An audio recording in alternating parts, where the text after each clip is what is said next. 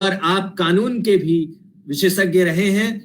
सचमुच भारतीय साहित्य के अवगाहन की जब हम बात करते हैं तो हमें एक ऐसे वक्ता की जरूरत होती है जो सिर्फ हिंदी, पंजाबी या उत्तर भारत की भाषाओं में ही अपने श्रेष्ठ होने का गौरव न हासिल किया हो, बल्कि दक्षिण की जो तमाम धाराएं हैं उससे भी उसका गहरा रागात्मक संबंध रहा हो। माननीय कुलदीप चंद्र अग्निहोत्री आज के कार्यक्रम के लिए शायद इसीलिए सर्वश्रेष्ठ चयन के रूप में हमारे सामने नजर आ रहे हैं कि वे तमिल भाषा के भी गहरे जानकार हैं और उसमें जो काम किया गया है उसके आप विशेषज्ञ हैं। आपकी जो किताबें हैं, मध्यकालीन दशगुरु परंपरा, भारतीय इतिहास का स्वर्णिम अध्याय, काफी चर्चित रही है।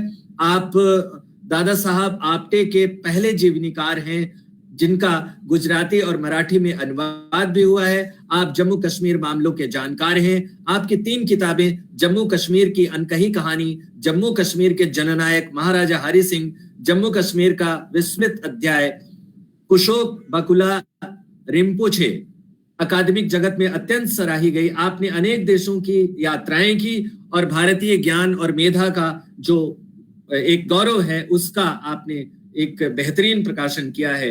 आपने अपनी राजनीतिक प्रतिबद्धता भी जाहिर की। आपने आपातकाल का विरोध करते हुए जननायक बुद्धिजीवी के रूप में जेल की यात्रा की और लंबे समय तक जेल में भी रहे। आपके बारे में तमाम तरह की जानकारियां हैं, जितना कहा जाए उतना कम है। लेकिन सर आपको प्रणाम है और आज के कार्यक्रम में आपका स्वागत है। हमारे आज के कार्यक्रम के मुख्य अतिथि के रूप में प्रोफेसर टीएन सिंह सर विराज रहे हैं। टीएन सिंह सर भारत और दुनिया के सर्वश्रेष्ठ भूवैज्ञानिकों में शुमार किए जाते हैं। आप पब्लिक डोमेन में सर का काम पूरा व्यवस्थित ढंग से उपस्थित है।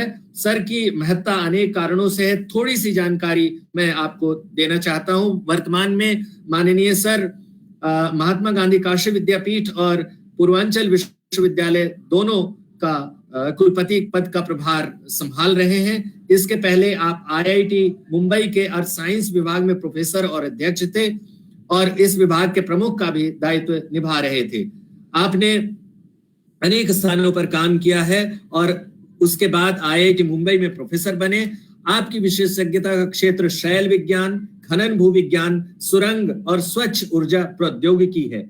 पिछले 29 सालों से आप इंजीनियरिंग, भूविज्ञान और शैल विज्ञान के क्षेत्र में विभिन्न कार्यों और अनुसंधान योजनाओं से भी जुड़े हुए हैं। आपको अनेक पुरस्कारों से नवाजा गया है। कुछ महत्वपूर्ण है: नेशनल मिनरल अवार्ड, युवा वैज्ञानिक पुरस्कार, राष्ट्रीय खनिज पुरस्कार, पीएन बोस खनिज पुरस्कार, सीगेट उत्कृष्टता पुरस्कार, जीएसआई सेक्वेंशियल स्मारक पुरस्कार आदि। यह काफी लंबी फहरिस्त है जिस पर चर्चा करने के लिए अलग से समय चाहिए। फिलहाल सबसे खूबसूरत बात यह है कि आप के जो काम हैं वो बड़े महत्वपूर्ण हैं और जैसा कि मैं अभी थोड़ी देर पहले कह रहा था कि ज्ञान की सिद्धि का यह आयाम होता है कि वह हाशिए के समाज की चिंता करे, जिसके पसीने की रजत बूंदों से हमारी दुनिया रोशन होती है। प्रोफेसर टीएन सिंह जी इस अर्थ में उल्लेखनीय वैज्ञानिक हैं। उनके शैल अनुसंधानों ने ऐसी शानदार तकनीक विकसित की जिससे कोयला खदानों की भूमिगत स्थितियों की अस्वाभाविकताओं का पता चल पाए और खदान श्रमिक खदान दुर्घटना की त्रासदी से पहले खुद को सुरक्षित कर सके। आपको ऐसा लग रहा होगा कि इन बातों की चर्चा का यहाँ क्या उद्देश्य है। मैं आपसे यह कहना चाहता हूं कि जब साहित्य की बात की जाती है, तो जब साहित्य के संसार की बात की जाती है, तब वहां पर बहुत सारे मुद्दे शामिल होते हैं। सिर्फ वहां रस छंद अलंकार ही नहीं है, ज्ञान का वह विपुल संसार भी है जिसमें तमाम तरह की बातें होती हैं। आप आज इस कार्यक्रम में सम्मिलित हुए हैं। आपकी साहित्यिक जो दुनिया है उसके प्रति लगाव के अनेक अवसर हमारे विश्वविद्यालय ने और देश में अनेक जगहों पर देखा गया है। आप कुशल वक्ता हैं और आप इस कार्यक्रम में हमारे साथ शामिल हुए हैं। सर, आपको इसके लिए भी धन्यवाद कि आपने भारतीयता की अवधारणा और भारतीय साहित्य विषय पर संगोष्ठी करने के लिए सहर्ष अनुमति दी और प्रोफेसर सत्यकाम सर की कृपा से हम इस कार्यक्रम को कर पा रहे हैं। हमारे अगले जो वक्ता हैं और इस कार्यक्रम के एक तरह से कर्ता धर्ता हैं प्रोफेसर सत्यकाम सर। आप सम कुलपति हैं इंदिरा गांधी राष्ट्रीय मुक्त विश्वविद्यालय के। आप हिंदी के जाने माने आलोचक हैं और समीक्षा नाम की पत्रिका के आप संपादक रह चुके हैं और समीक्षा ने आलोचना की दुनिया में अनेक ऐसे कीर्तिमानों को स्थापित किया जिसके बल पर हमारा साहित्य संसार समृद्ध हुआ। आपने आप 1959 में आपका जन्म हुआ था पटना बिहार में। भारतीय कथा साहित्य और कथा आलोचना आपकी रुचि और विशेषज्ञता के क्षेत्र हैं। आपकी 8 किताबें छपी हैं, 4 अनुदित किताबें भी छपी हैं, संस्मरण की भी आपकी किताब है और 200 से अधिक शोध पत्र और आलेख प्रकाशित हो चुके हैं। आपकी विशेषज्ञता इस बात में है कि आप भारतीय साहित्य की अवधारणा पर लगातार काम कर रहे हैं और पिछले कई वर्षों से आपने भारतीय उपन्यासों में फैले हुए संसार, उसके दर्शन और उसके लक्ष्यों पर लगातार काम किया है। सर, आपका स्वागत है और प्रोफेसर सत्यकाम को इसलिए भी हार्दिक अभिनंदन मैं करता हूं कि उन्होंने अपने विश्वविद्यालय के साथ हमारे विश्वविद्यालय की संबद्धता की अपनी अनुमति दी है। सर, आपको प्रणाम है। मैं आगे कार्यक्रम को बढ़ाते हुए प्रोफेसर अनुराग से अनुरोध करता हूं कि वे आएं और अतिथियों का स्वागत करें। प्रोफेसर अनुराग।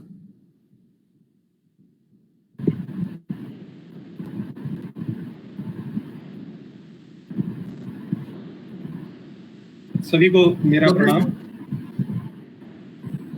सभी को मेरा प्रणाम। जी, आपकी आवाज आ रही है, स्वागत कीजिए अतिथियों का। जी सर, सभी को मेरा प्रणाम। 2 दिवसीय संगोष्ठी भारतीयता की अवधारणा और भारतीय साहित्य में सभी का स्वागत है।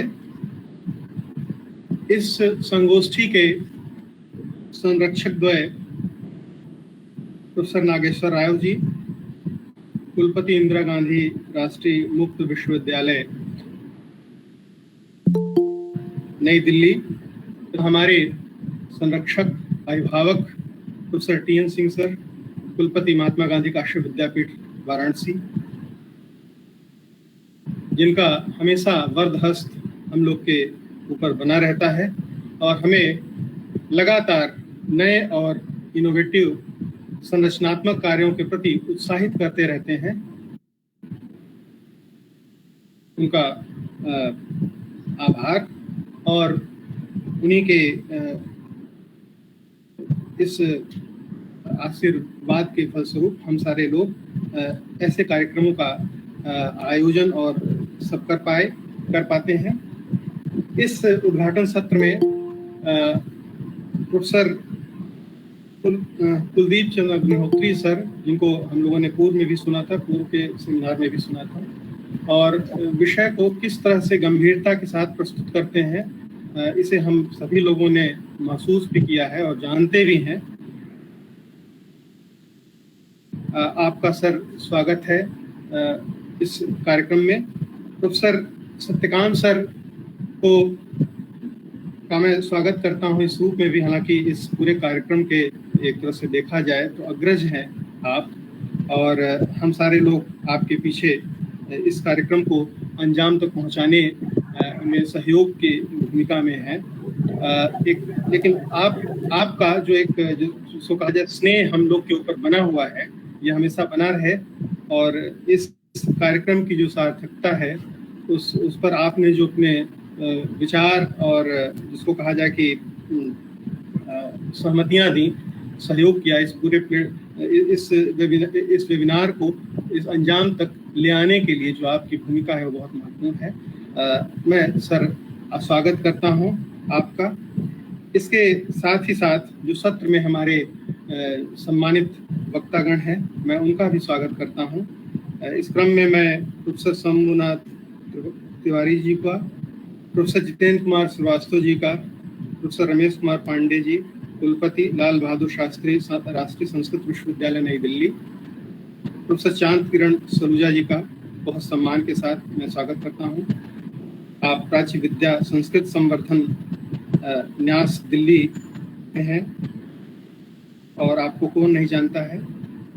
इसी क्रम में मैं प्रोफेसर गजेंद्र पाठक हैदराबाद केंद्रीय विश्वविद्यालय, डॉक्टर प्रभाकर सिंह काशीन्द्र विश्वविद्यालय, प्रोफेसर चंद्रकला त्रिपाठी, प्रोफेसर संध्या सिंह भाषा विज्ञान माफ कीजिएगा भाषा NCERT भाषा विभाग से आप हैं, इसी क्रम में प्रोफेसर चंदन कुमार जी दिल्ली विश्वविद्यालय से, प्रोफेसर दिनेश कुमार चौबे जी नेहरू शिलांग से, प्रोफेसर शांति नायर जी श्री शंकराचार्य विश्वविद्यालय कलाड़ी केरल से, प्रोफेसर रमाकांत पांडे साहित्य विभाग केंद्रीय संस्कृत विश्वविद्यालय जयपुर परिसर जयपुर से, और प्रोफेसर राकेश उपाध्याय जी भारत अध्ययन केंद्र काशी हिंदू विश्वविद्यालय वाराणसी से, प्रोफेसर आलोक गुप्ता जी गुजरात केंद्रीय विश्वविद्यालय गांधीनगर से, श्री हितेश शंकर जी वरिष्ठ पत्रकार एवं संपादक पांचजन नई दिल्ली से। ये हम सभी सम्मानित वक्ताओं, रिसोर्स पर्सन और संरक्षक सभी लोगों का यहाँ पर स्वागत करते हैं इस संगोष्ठी में। और इस पूरी जो एक सो कहा जाए कि वैचारिक महायज्ञ है, इस जिसमें हमें भारतीयता की अवधारणा तलाश करनी है, जिसमें अनेक विषयों से, ज्ञान की अनेक साधनाओं से जुड़े हुए जो वक्तागण हैं, वे भारतीयता को नए परिप्रेक्ष्य में देखने, तलाशने का प्रयास करेंगे। इस क्रम में मैं थोड़ी सी अपनी बात भारतीयता पर रखना चाहूँगा कि भारतीयता कोई एक तरफा पद नहीं है। यूँ कहा जा सकता है कि इसमें विविधता में एकता का संदर्भ जुड़ा हुआ है, इसलिए हम इसे सांस्कृतिक, सामाजिक स्थिति तथा बहुलतावाद से भी जोड़ सकते हैं। और खास करके अगर साहित्यिक परिप्रेक्ष्य में हम इसे देखें तो आज़ादी के पूर्व नवजागरण का जो पूरा एक परिप्रेक्ष्य बनता है, वहां पर जो साझा जीवन, साझा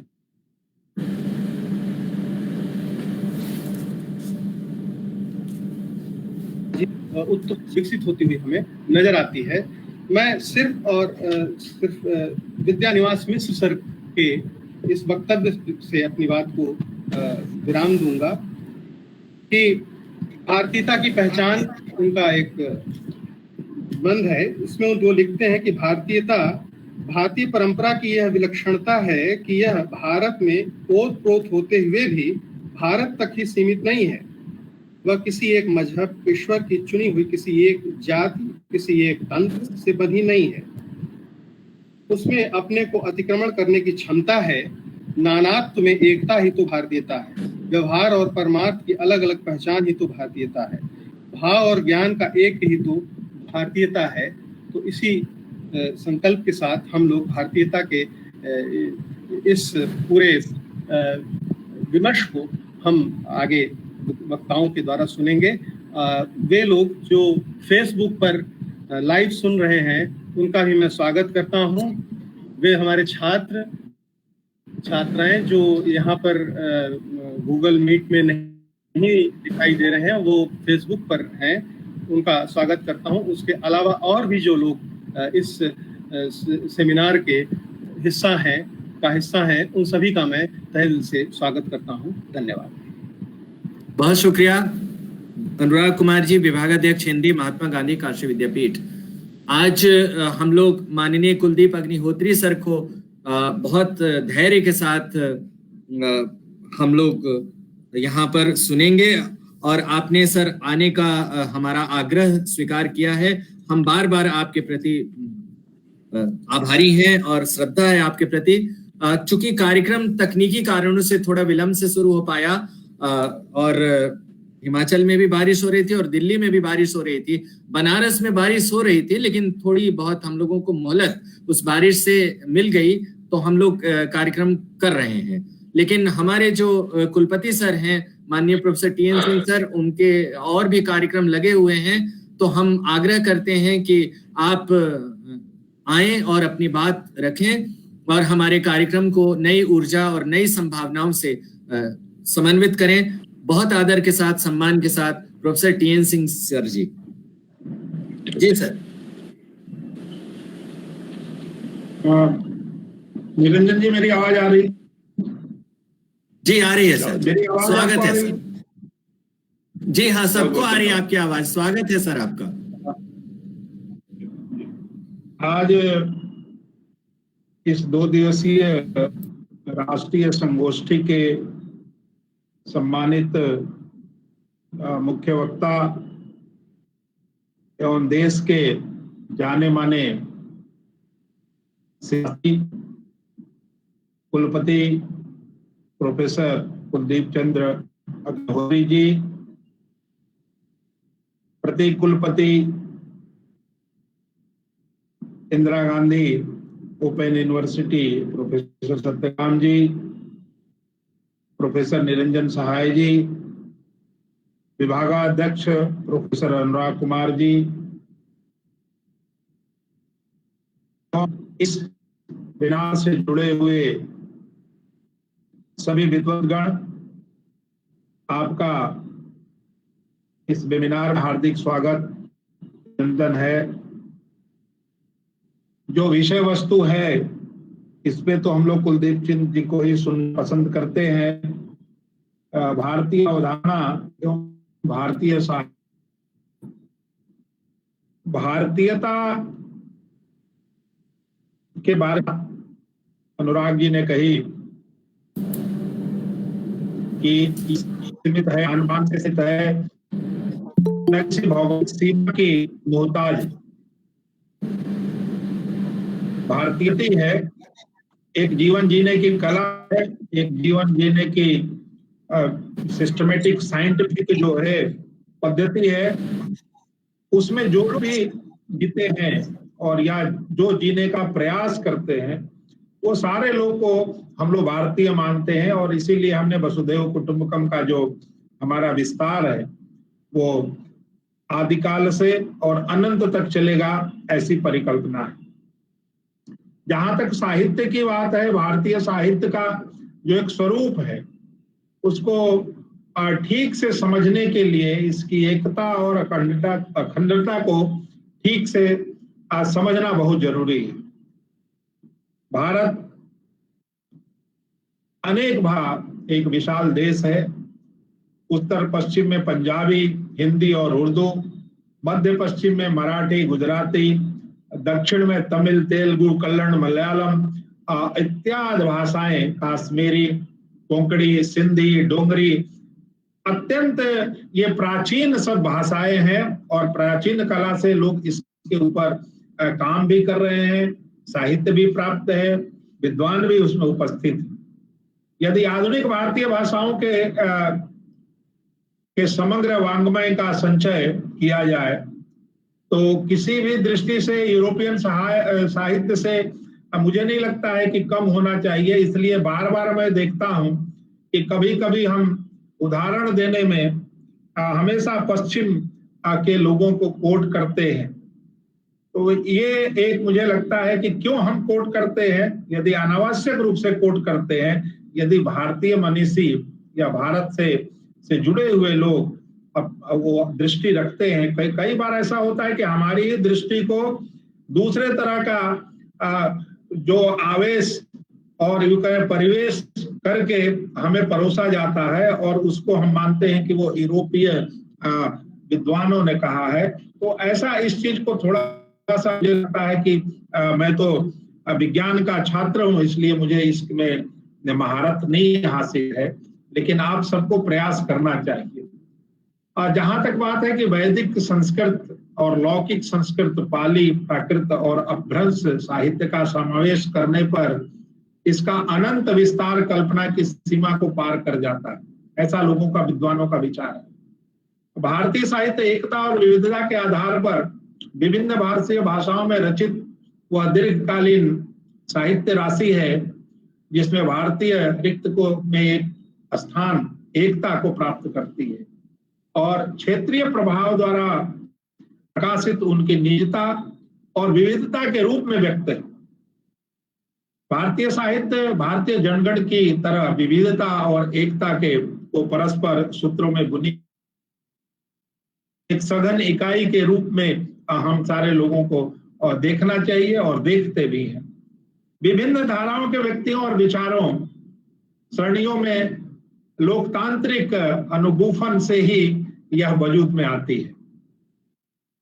तो जिस तरह से मैंने पहले कहा कि भारतवर्ष अनेक भाषाओं का विशाल देश है और ये बहुत सारी भाषाएं हमारे साहित्य संविधान में भी शामिल है, कुछ नहीं है, लेकिन वो भी उतनी ही मूल्यवान है, उतनी ही समर्थवान है जितना कि जो भाषाएं उसमें लिखी गई है या दर्ज। तो मुझे लगता है कि सबको हमें मिला जुला करके एक समग्र विचार होना चाहिए और हमें साहित्यिक पृष्ठभूमि जो हमारी भारतीय भाषाओं में साहित्य है उसके ऊपर एक विचार करने के लिए आप सारे लोग एकत्रित हुए हैं। और मुझे लगता है कि जो हमारी विरासत है, रामायण, महाभारत, पुराण, भागवत, अब ऐसे साहित्य हैं जिनके बारे में ये हमारे धरोहर हो सकते हैं और हैं भी। इसी तरह से आप कालिदास, बणभूति, बाणभट्टनी, हर्ष, अमरूक, जयदेव आदि की अमर कृतियां हैं। बौद्ध और जैन साहित्य भी भारतीय भाषाओं में ग्रहण किए गए। तो मुझे लगता है कि ये जो संगोष्ठी है इसमें मुझे लगता है कि हम तमाम साहित्य के बारे में मुझे अच्छा लगेगा यदि चारण साहित्य, संत काव्य, आख्यान, काल, इनका भी थोड़ा सा विस्तृत समावेश हो तो मुझे लगता है इसमें समग्रता आएगी। और ये जो मैंने विषय का लिए बताया, ये ऐसा नहीं है कि किसी एक भाषा में ही ये इनका प्रचार प्रसार हो, अन्य भाषाओं में भी मिलते हैं और तमाम लोग जो करते हैं। मैं उस परंपरा को आगे बढ़ाते हुए मैं चाहता हूं कि आप सारे लोग ये जो आधुनिक काव्य की जिसकी मनोस्थिति बनी है, आधुनिक काव्य जिसमें कुछ भी लिखने को, कुछ में कहने की स्वतंत्रता हो गई है, इसको थोड़ा सा आधुनिक काव्य को देखने की जरूरत है। क्योंकि तोड़ मरोड़ करके तथ्यों को प्रस्तुत करना मुझे नहीं लगता है कि किसी भी भाषाविद का अधिकार होना चाहिए। क्योंकि मैं इसलिए कह रहा हूं कि हम लोग विज्ञान के छात्र हैं तो हमको हर चीज को कसौटी पे यदि खरा उतरती है तभी मानते हैं, नहीं तो नहीं मानते। तो केवल शब्दों को, अच्छे शब्दों को पिरो देना और उसके आधार पर किसी तथ्य को भ्रामक रूप से प्रचार और प्रसार करना, मुझे लगता है कि इसकी अनुमति शायद विद्वानों को नहीं देनी चाहिए। तो मैं अंत में आप सारे लोगों के प्रति आभार व्यक्त करता हूं, खास करके कुलपति जी, राव साहब के प्रति भी, जिन्होंने ये संयुक्त रूप से इस कार्यक्रम को करने के लिए अनुमति दी और उस काम को आज अंजाम तक पहुंचाने के लिए प्रोफेसर सत्यकाम जी और निरंजन सहाय जी के प्रयास से ये संभव हो सका है। हम जैसे विद्वान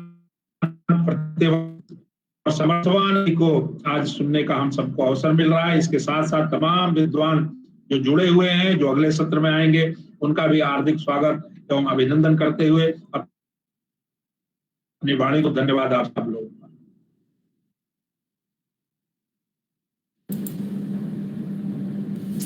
बहुत बहुत धन्यवाद। हम आभारी हैं आपके प्रति और आपके प्रति श्रद्धा व्यक्त करते हैं कि आप अपने व्यस्तम कार्यक्रमों में समय निकालकर हमारे बीच आए और साहित्य के विभिन्न ऐसे सरोकार जिन पर प्रायः कम देखने की परंपरा है, उस ओर भी अपनी नजर डालने के लिए आपने आह्वान किया है। और आपने कहा कि आप वैज्ञानिक हैं और तथ्यों के आलोक में ही किसी भी विषय वस्तु को या किसी भी संकल्पना को या किसी भी लक्ष्य को परखने के हिमायती हैं। आपकी इस बात को हम लोग याद रखेंगे। हम साहित्य की दुनिया में भी ऐसा ही मानते हैं, जो तथ्य और सत्य के करीब हो वही सच्चा साहित्य है।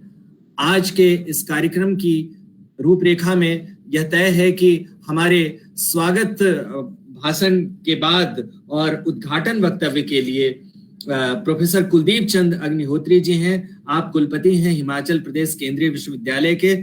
सर बहुत ही अच्छे वक्ता हैं और आपसे हम लोगों ने बहुत कुछ सीखा है। आप हमारी महफिल में रौनक और जान डालने के लिए हमारे बीच हैं। सर आपको बहुत प्रणाम है और आपको वक्तव्य के लिए हम आदर पूर्वक आपसे आग्रह करते हैं।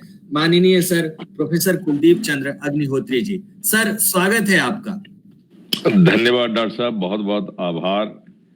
भाई आप लोगों ने विषय रखा है कि भारतीय साहित्य में भारतीयता, तो मैं समझता हूं कि इंदिरा गांधी राष्ट्रीय मुक्त विश्वविद्यालय और महात्मा गांधी काशी विद्यापीठ ने मिलकर जो कार्यक्रम रखा है, तो मिलजुल कर काम करना यही भारतीयता है। तो दोनों विश्वविद्यालयों ने मिलजुल कर जो सेमिनार रखा है, जो विचार गोष्ठी रखी है, और इसी से संवाद बढ़ता है, और संवाद की प्रणाली ही भारतीयता का मुख्य लक्षण है। इसके लिए मैं प्रोफेसर नागेश्वर राव जी, जो इंदिरा गांधी राष्ट्रीय मुक्त विश्वविद्यालय के कुलपति हैं, और प्रोफेसर TN सिंह, जो जाने माने भूवैज्ञानिक हैं और काशी विद्यापीठ के कुलपति हैं, उन दोनों को बहुत ही एक प्रकार से आभार प्रकट करना चाहूँगा। उन्होंने एक सही विषय पर मिलकर जो कार्यक्रम रखा है, और जैसा कहा गया कि इसकी रूपरेखा मोटे तौर पर प्रोफेसर सत्यकाम जी ने ही बनाई है, और उन्हीं का बीज वक्तव्य भी होने वाला है। सत्यकाम जी निष्ठा से किसी काम में लगते हैं तो उसको उसकी परिणति तक पहुंचाकर ही दम लेते हैं। एक बहुत अच्छे विषय पर इन्होंने जो बीड़ा उठाया है, और मुझे लगता है इसको बहुत दूसरे भी जहां हो सकेगा भारतीयता क्या है और साहित्य में भारतीयता का समावेश, इस प्रकार के विषयों पर काम करते रहेंगे।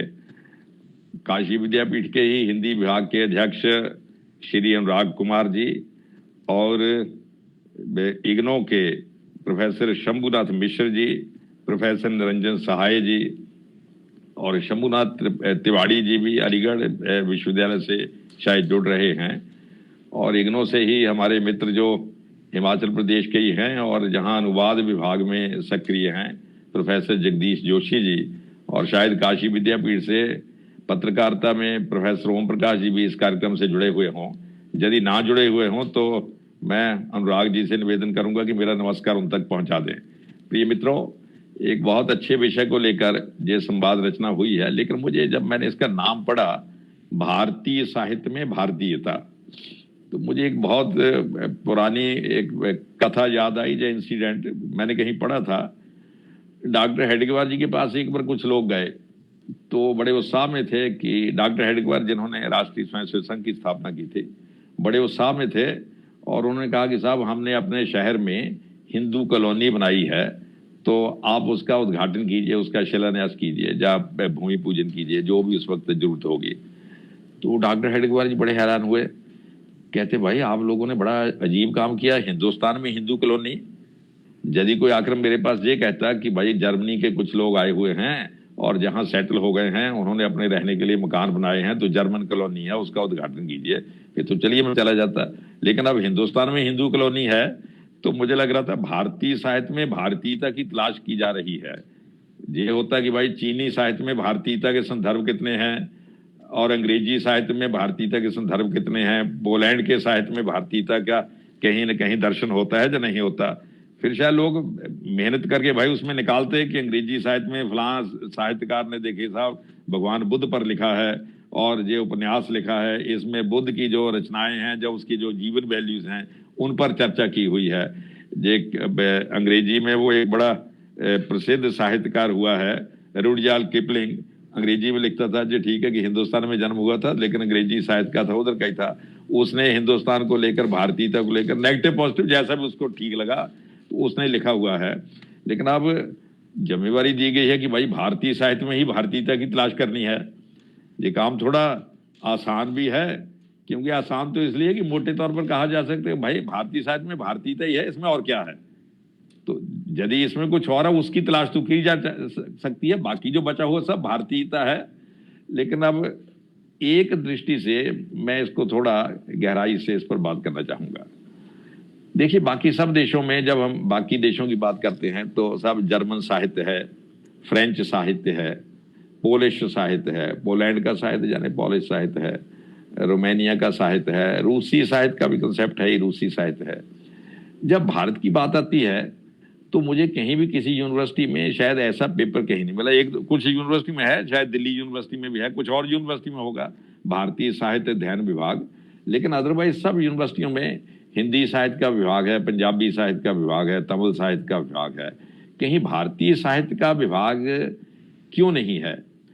तो मैंने अपने कुछ मित्रों से जिज्ञासा की, उन्होंने कहा डॉक्टर साहब भाई ये हिंदुस्तान में कैसे हो सकता है, जहां इतनी भाषाएं हैं तो हर भाषा का अपना अपना साहित्य होगा, किसी साहित्य को हम भारतीय साहित्य कैसे कहेंगे? हाँ, ये तो कहा जा सकता है, जैसे आप लोगों ने विषय रखा है कि साहित्य में भारतीयता की बात तो फिर भी की जा सकती है, लेकिन आप कहें कि भारतीय साहित्य है, या फिर एक और ढंग से आप कह सकते हो कि हिंदी साहित्य भी भारतीय साहित्य है, पंजाबी साहित्य भी भारतीय साहित्य है, बंगला साहित्य भी भारतीय साहित्य है, खासी साहित्य भी भारतीय साहित्य है, और जितने भी बलोच साहित्य भी भारतीय साहित्य है, पश्तून साहित्य भी भारतीय साहित्य है। ये सब भारत के जो साहित्य हैं, भाषा जो मर्जी हो, तो ये तो कहा जा सकता है कि भारतीय साहित्य अनेक भाषाओं में लिखा जाता है। यदि हमें नॉमेनक्लेचर देना हो, हम ये कह सकते साहब देखिए भारत इतना विशाल देश है कि जो भारतीय साहित्य है वो अनेक भाषाओं में लिखा जाता है। लेकिन ये किसका कारण और भी माना गया है कि जर्मनी में जर्मन साहित्य है, फ्रांस में फ्रेंच साहित्य है, तो हिंदुस्तान में इस प्रकार भारतीय साहित्य का कंसेप्ट क्यों नहीं है? देखिए उसका कारण है कि यूरोप में नेशन स्टेट का कंसेप्ट है कि एक स्टेट में एक ही भाषा होगी, एक स्टेट का एक ही नेशन होगा। ये नेशन स्टेट का जो कंसेप्ट आया ना यूरोप से और अब तो हिंदुस्तान में भी इसकी चर्चा होती रहती है, ये मूलतः यूरोपियन कंसेप्ट है कि एक देश है, उसकी एक भाषा है, और हो सकता है कुछ छोटी मोटी दूसरी भाषाएं भी हों, लेकिन देश की एक मेन भाषा जो है वो सभी की भाषा है। बाकी कुछ लोग हो सकते हैं बाहर से आए, भाई फ्रांस में जर्मन के आकर लोग बस गए हैं तो उनकी जर्मन भाषा होगी, लेकिन हिंदुस्तान में अनेक भाषाएं हैं, वो सभी भारतीय भाषाएं हैं। हिंदुस्तान में जितनी भाषाएं हैं, भाषाएं अलग अलग हैं, लेकिन हैं सभी भारतीय भाषाएं। और उनकी जो लिपि है, लिपि भी देवनागरी लिपि में 10-15 भाषाएं तो देवनागरी लिपि में लिखी जाती हैं। हिंदी लिखी जाती है, संस्कृत लिखी जाती है, पाली लिखी जाती है, प्राकृत लिखी जाती है, नेपाली लिखी जाती है, मराठी लिखी जाती है, गुजराती लिखी जाती है, और बोडो लिखी जाती है, और अब कुछ सीमा तक नॉर्थ ईस्ट की कुछ और भाषाएं भी हिंदी देवनागरी लिपि में लिखी जाती हैं। हम ये कह सकते हैं कि और बाकी जिनमें देवनागरी लिपि नहीं भी है, वहां जो वर्णमाला है वो क ख ग ही है। तो कहीं ना कहीं वर्णमाला एक है, लिपि एक है। कुल मिलाकर भारतीय साहित्य का जो कंसेप्ट है, उस कंसेप्ट को यदि डिफाइन ही करना हो तो इसी प्रकार कहा जा सकता है भाई भारतीय साहित्य अनेक भाषाओं में लिखा जाता है, और ये भी कह सकते हैं कि अनेक लिपियों में लिखा जाता है। जैसे हिंदी है, हिंदी आजकल हिंदुस्तान में 2 लिपियों में लिखी जाती है, एक तो देवनागरी में लिखी जाती है, एक अरबी फारसी लिपि में लिखी जाती है। ये जो अरबिक स्क्रिप्ट है, जब फारस में जो फारस देश में पहुंचा तो इसी स्क्रिप्ट को बाद में फारसी स्क्रिप्ट भी कहा जाने लगा। तो जब ये हिंदुस्तान में पहुंचा तो अरबी फारसी स्क्रिप्ट के नाम से कॉमन मशहूर हो गया, अदरवाइज अरबी स्क्रिप्ट भी इसको कह सकते हैं। तो हिंदुस्तान में हिंदी 2 लिपियों में लिखी जाती है, एक देवनागरी लिपि में, एक अरबी लिपि में या अरबी फारसी लिपि में, और उन दोनों लिपियों में हिंदी का विपुल साहित्य लिखा गया है। और हिंदुस्तान में उन दोनों लिपियों के माध्यम से हिंदी का प्रचार प्रसार हो रहा है। जैसे मैं कुछ दिनों पहले भी कह रहा था कि केंद्र की सरकार ने हिंदी साहित्य, हिंदी के प्रचार प्रसार के लिए, साहित्य की बात में करता है, हिंदी भाषा के प्रचार प्रसार के लिए बहुत अरसा पहले 2 यूनिवर्सिटियां खोली थी। एक महात्मा गांधी अंतरराष्ट्रीय विद्यालय वर्धा, उसमें जितने विषय थे, चाहे पॉलिटिकल साइंस था चाहे इकोनॉमिक्स था, उसको हिंदी भाषा में हिंदी माध्यम से पढ़ाया जाता था, अभी भी पढ़ाया जाता है। और दूसरा हैदराबाद में अंतरराष्ट्रीय मौलाना, मुझे अब नाम ध्यान में नहीं है, लेकिन उर्दू विश्वविद्यालय खोला था, उसमें हिंदी भाषा जो है वो अरबी माध्यम, अरबी लिपि में पढ़ाई जाती है। और अरबी लिपि में भी हिंदी का बहुत साहित्य लिखा गया है। लेकिन अब दुर्भाग्य एक बात का है कि उस साहित्य की लिपि अरबी है और उसमें अरबी और फारसी के अल्फाज थोड़े ज्यादा हैं। जैसे भाई जे आज जो हिंदी हम लिख रहे हैं, इसमें यदि शब्दों की बात की जाए तो अनेक शब्द दूसरी भाषाओं से आए हुए हैं, लेकिन जो हम अरबी स्क्रिप्ट में हिंदी लिखते हैं उसमें बहुत से ज्यादा शब्द फारस देश के फारसी के हैं, कुछ आप समझिए मध्य एशिया के भी कुछ शब्द हैं। तो मैं ये सारी बात इसलिए कह रहा हूं कि भारतीय साहित्य का कंसेप्ट समझने के लिए एक बात ध्यान में रखनी पड़ेगी साहब, कि भारत की अनेक भाषाओं का अनेक लिपियों में लिखा जा रहा जो साहित्य है उसका जो समन्वित रूप है उसको भारतीय साहित्य कहा जाना चाहिए। लेकिन इसका एक इसका प्लस पॉइंट भी है, जिसको भाषा का ऊपरी आवरण हटा दिया जाए तो नीचे से जो कंटेंट्स निकलेंगे वो सारी भारतीय भाषाओं में मोटे तौर पर एक ही है। हमको म्यूट नहीं करना है, सॉरी।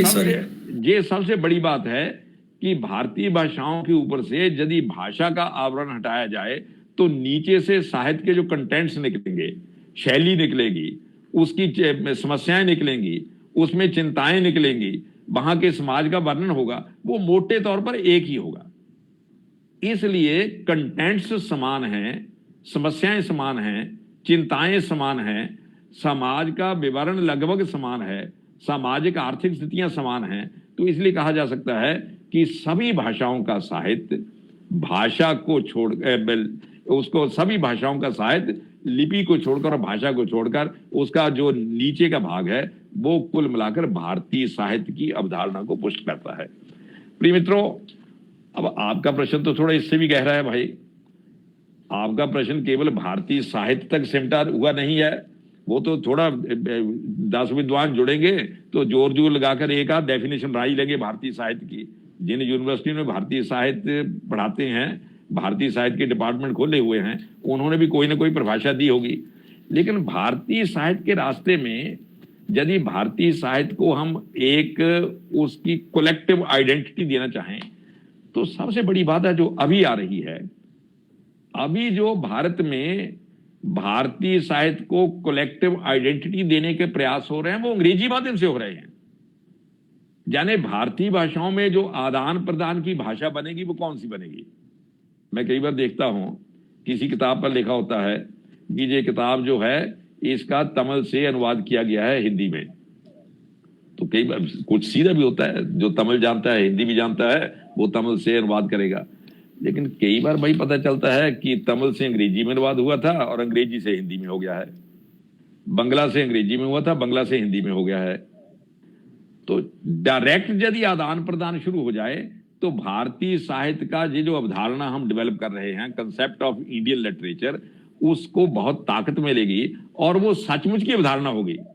देखिए, यदि हम भारतीय साहित्य में आदान प्रदान के लिए अंग्रेजी भाषा को ब्रिज के तौर पर इस्तेमाल करेंगे तो आप समझ लीजिए कि भारतीय साहित्य का जो कंसेप्ट है, उसकी जो अवधारणा है, वो शुरू से ही प्रदूषित हो जाएगी। और अब तो भाई भारत सरकार भी और सब लोग प्रदूषण के खिलाफ डटे हुए हैं कि प्रदूषण समाप्त होना चाहिए, दिल्ली में भी होना चाहिए और सब जगह होना चाहिए। तो ये जो भारतीय साहित्य की अवधारणा को डेवलप करते करते ध्यान रखना चाहिए, कहीं एक भी गलत रास्ता निकल गया तो ये साहित्य प्रदूषित हो जाएगा।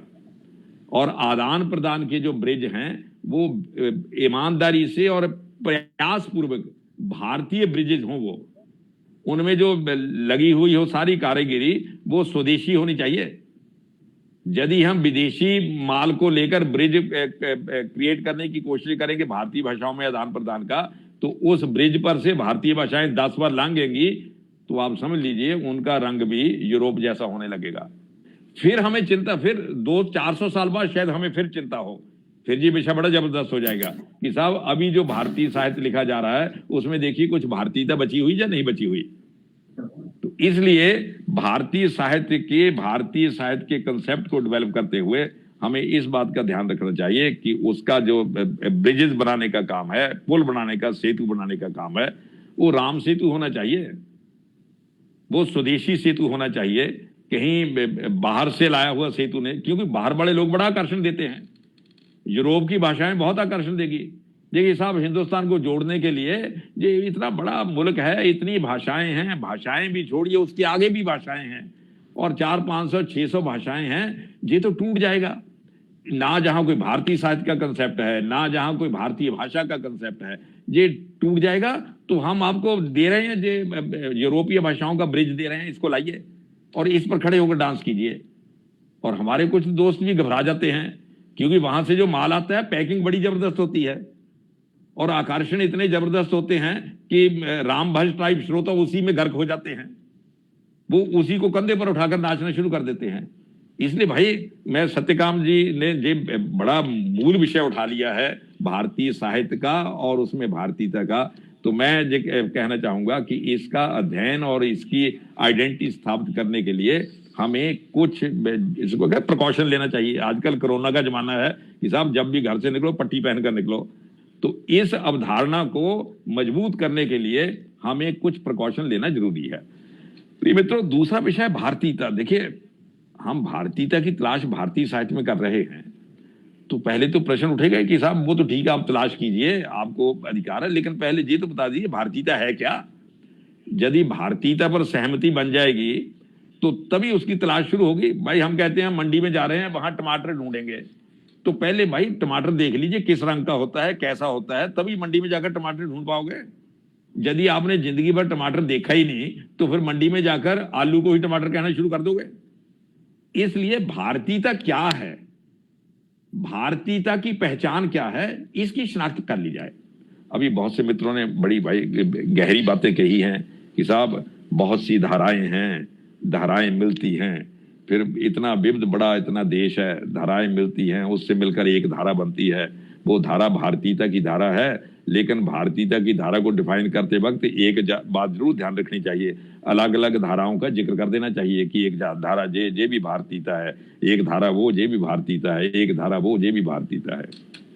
देखिए, मैं सहमत हूं इस बात से, बात इसमें तो कोई दो राय नहीं भाई कि भारतीयता का अर्थ हजारों हजारों हजारों धाराएं हैं। धारा को यदि हम ये कह सकते हैं कि हजारों प्रकार का चिंतन है, ये भी कहा जा सकता है, हजारों प्रकार के विश्वास हैं, ये भी कहा जा सकता है, हजारों प्रकार की आस्थाएं हैं, ये भी कहा जा सकता है। लेकिन एक बात तो माननी पड़ेगी, हेरिटेज तो शायद कॉमन है।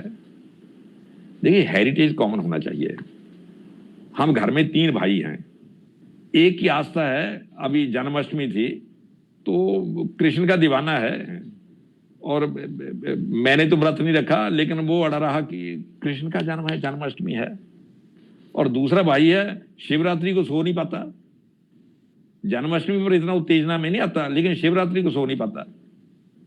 मेरे एक मित्र हैं, अमेरिका चले गए हैं, तो एक दिन उनका फोन आया, जहां जब हिंदुस्तान में थे तो भगवान शंकर के बड़े उपासक थे।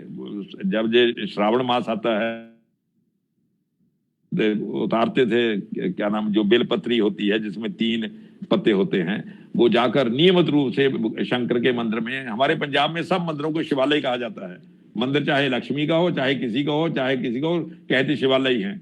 तो वहां जाकर वो शिवलिंग पर बेलपत्री चढ़ाता था, पूजा करता था। अब वो अमेरिका चला गया। अब अमेरिका में थोड़ा हरे रामा हरे कृष्णा वालों, कनाडा चला गया, कनाडा में हरे रामा हरे कृष्णा वालों का भी थोड़ा जोर है। अब वो भी भाई घर घर जाते हैं, कभी गीता बांटते हैं, कभी कुछ बांटते हैं। तो उसका मुझे एक दिन फोन आया, कहता जब ये अपने भगवान जगन्नाथ की रथ यात्रा होती है तो हरे रामा हरे कृष्ण के लोग, वो लोग वाले इंडियन नहीं, जो उधर के लोग हैं, वो आते हैं और $10 या $20 जितनी जिसकी इच्छा हो देते हैं। तो कहते मेरे पास भी आते थे हर बार, तो मैं उनको $50 देता था। कहते इस बार थोड़ा आए, बैठ गए और जरा गपशप होने लगी। कहता वो कृष्ण की प्रशंसा करने ने बंद करें, कृष्ण में ही सब कुछ है। अब बताओ, कहता हम शिव की पूजा करने वाले, मैंने उनको $1 देने बंद कर दिए। कहता मैंने कहा भाई तुम आज अपने शिवरात्रि का उत्सव है, तुम कृष्ण की प्रशंसा कर रहे हो। मैं जो इसलिए बात कर रहा हूं, देखिए मैं जो इसलिए कह रहा हूं कि हिंदुस्तान में हजारों आस्थाएं हैं, हजारों विश्वास हैं, लेकिन हेरिटेज कॉमन है। क्योंकि हम तीनों भाई हैं, एक शिव को मानता है, दूसरा कृष्ण को मानता है, तीसरा राम को मानता है, लेकिन तीनों जो मानते हैं तीनों भीतर से जुड़े हुए हैं। ये जो ब्रह्मा विष्णु महेश का कंसेप्ट है, जिसको गुरु नानक ने कहा एका माई जुगती ब्याई 3 चेले प्रमाण, ये क्या है? हिंदुस्तान की हजारों आस्थाएं अलग अलग हो सकती हैं, लेकिन परस्पर विरोधी नहीं है। आप इसको कहिए साहब विरोध वाली क्या बात है, ये ईश्वर के मामले इसमें विरोध क्या हो सकता है? मेरा आपसे क्या विरोध हो सकता है? आप भी ईश्वर को मानते हो, मैं भी मानता हूं, आपका थोड़ा तरीका अलग है, मेरा अलग है, लेकिन विरोध का मामला तो नहीं है। परस्पर विरोधी आस्थाएं हमारी नहीं है, लेकिन इससे भी उसका हेरिटेज कहीं कॉमन है। This is most important point, heritage common है। इसलिए इस पूरा समावेश, क्या कैलाश मानसरोवर, क्या हिंगलाज देवी, क्या कामाख्या देवी, क्या, और हमारे प्रदेशों में तो अब कौन कामाख्या देवी जाएगा? छोटी छोटे मंदिर बने हुए, जे फलां देवी, सब में रूप का मख है देवी का, सब में रूप ज्वाला का। ये भारतीयता के प्रतीक रूप है, भारतीयता के। लेकिन आप कह सकते हैं साहब देखिए अग्निहोत्री जी क्या बातें कर रहे हैं, सभी लोग साकार को थोड़ा मानते हैं, कुछ निराकार को भी मानते हैं। मैं तो इससे खुद ही सहमत हूं कि साकार को, जो देखिए जब उपासक चलता है तो कुछ की यात्रा साकार तक ही रुक जाती है, उनको उसी में आनंद आता है कि भाई हमने आगे की यात्रा करनी नहीं, बस इसी में आनंद आ गया। भाई कोई दिल्ली आना चाहता है, वो पानीपत में ही रम जाता है, वो कहता है भाई साहब अब दिल्ली जाकर क्या करना, इतना सुंदर शहर है, यहीं बैठे हुए हैं। दूसरा कहता है भाई कितने दिन बैठे रहोगे, दिल्ली पहुंचना है। बहुत से उपासक साकार पर ही रुक जाते हैं, वहीं आनंद लेते हैं, और जिनका वहां आनंद का सैचुरेशन पॉइंट हो जाता है वो आगे निराकार तक यात्रा शुरू कर देते हैं। तो ये यात्रा तो कंटिन्यूटी में चली हुई है। देखिए ये यात्रा कोई शून्य, निराकार की यात्रा शून्य से तो उत्पन्न नहीं हुई। ये यात्रा, हिंदुस्तान की सबसे बड़ी खूबी यही है कि हिंदुस्तान में यात्रा कंटिन्यूटी में चली हुई। आस्थाएं विश्वास अलग हो सकते हैं, साकार हो सकता है, निराकार हो सकता है। एक बात और मैं इसमें, आप ये मत कहिए कि इसका मतलब तो अग्निहोत्री जी ने भारतीयता के जो कंसेप्ट दिया उसमें केवल निराकार साकार ही। भाई लोकायतन दर्शन भी है जो नहीं है। वो कहता है क्या बात करते हो, ये ईश्वर तो है ही नहीं, क्या ड्रामा कर रहे हो, इतने सालों से ड्रामा करते होगे, जो पंडितों ने ड्रामा किया हुआ है, खाने पीने के एक प्रकार से रास्ते हैं। आदमी मरता है, खत्म हो जाता है, 5 तत्व का बना हुआ है। ये तो प्रोफेसर टीएन सिंह भी मानेंगे, वो साइंटिस्ट है, मैं तो भाई हिंदी का मास्टर हूं, वो तो मानेंगे कि आदमी 5 तत्व का मिला होता है, जल जाता है, तत्व मिल जाते उसमें, बात खत्म हो गई। तो कहाँ ईश्वर है, ये सब बाकी बातें बेकार की हैं। भाई इस विचारधारा को भी हिंदुस्तान में हेरिटेज का हिस्सा ही माना गया। महर्षि चारवाक हमारे पूर्व, कहीं और होते तो गोली मार देते कि बोल क्या रहे हो, रसूल निंदा कर रहे हो, ईश्वर के अस्तित्व को चुनौती दे रहे हो। ये देखिए यही भारतीयता है। संवाद के अनेक रास्ते, संवाद की अनेक भाषाएं, संवाद की अनेक लिपियां, इसीलिए ये हिंदुस्तान है जहां सप्त दर्शन पैदा हुए। कुछ मुझे मित्र कहते दर्शन, खट दर्शन से सुना था, आप ये सप्त दर्शन कहां से ले आए? खट दर्शन तो है, तो बौद्ध दर्शन को निकाल दोगे क्या? कर दिए। जो खट दर्शन के बाद बौद्ध दर्शन में डेवलप हुआ वो हेरिटेज का हिस्सा है या नहीं है?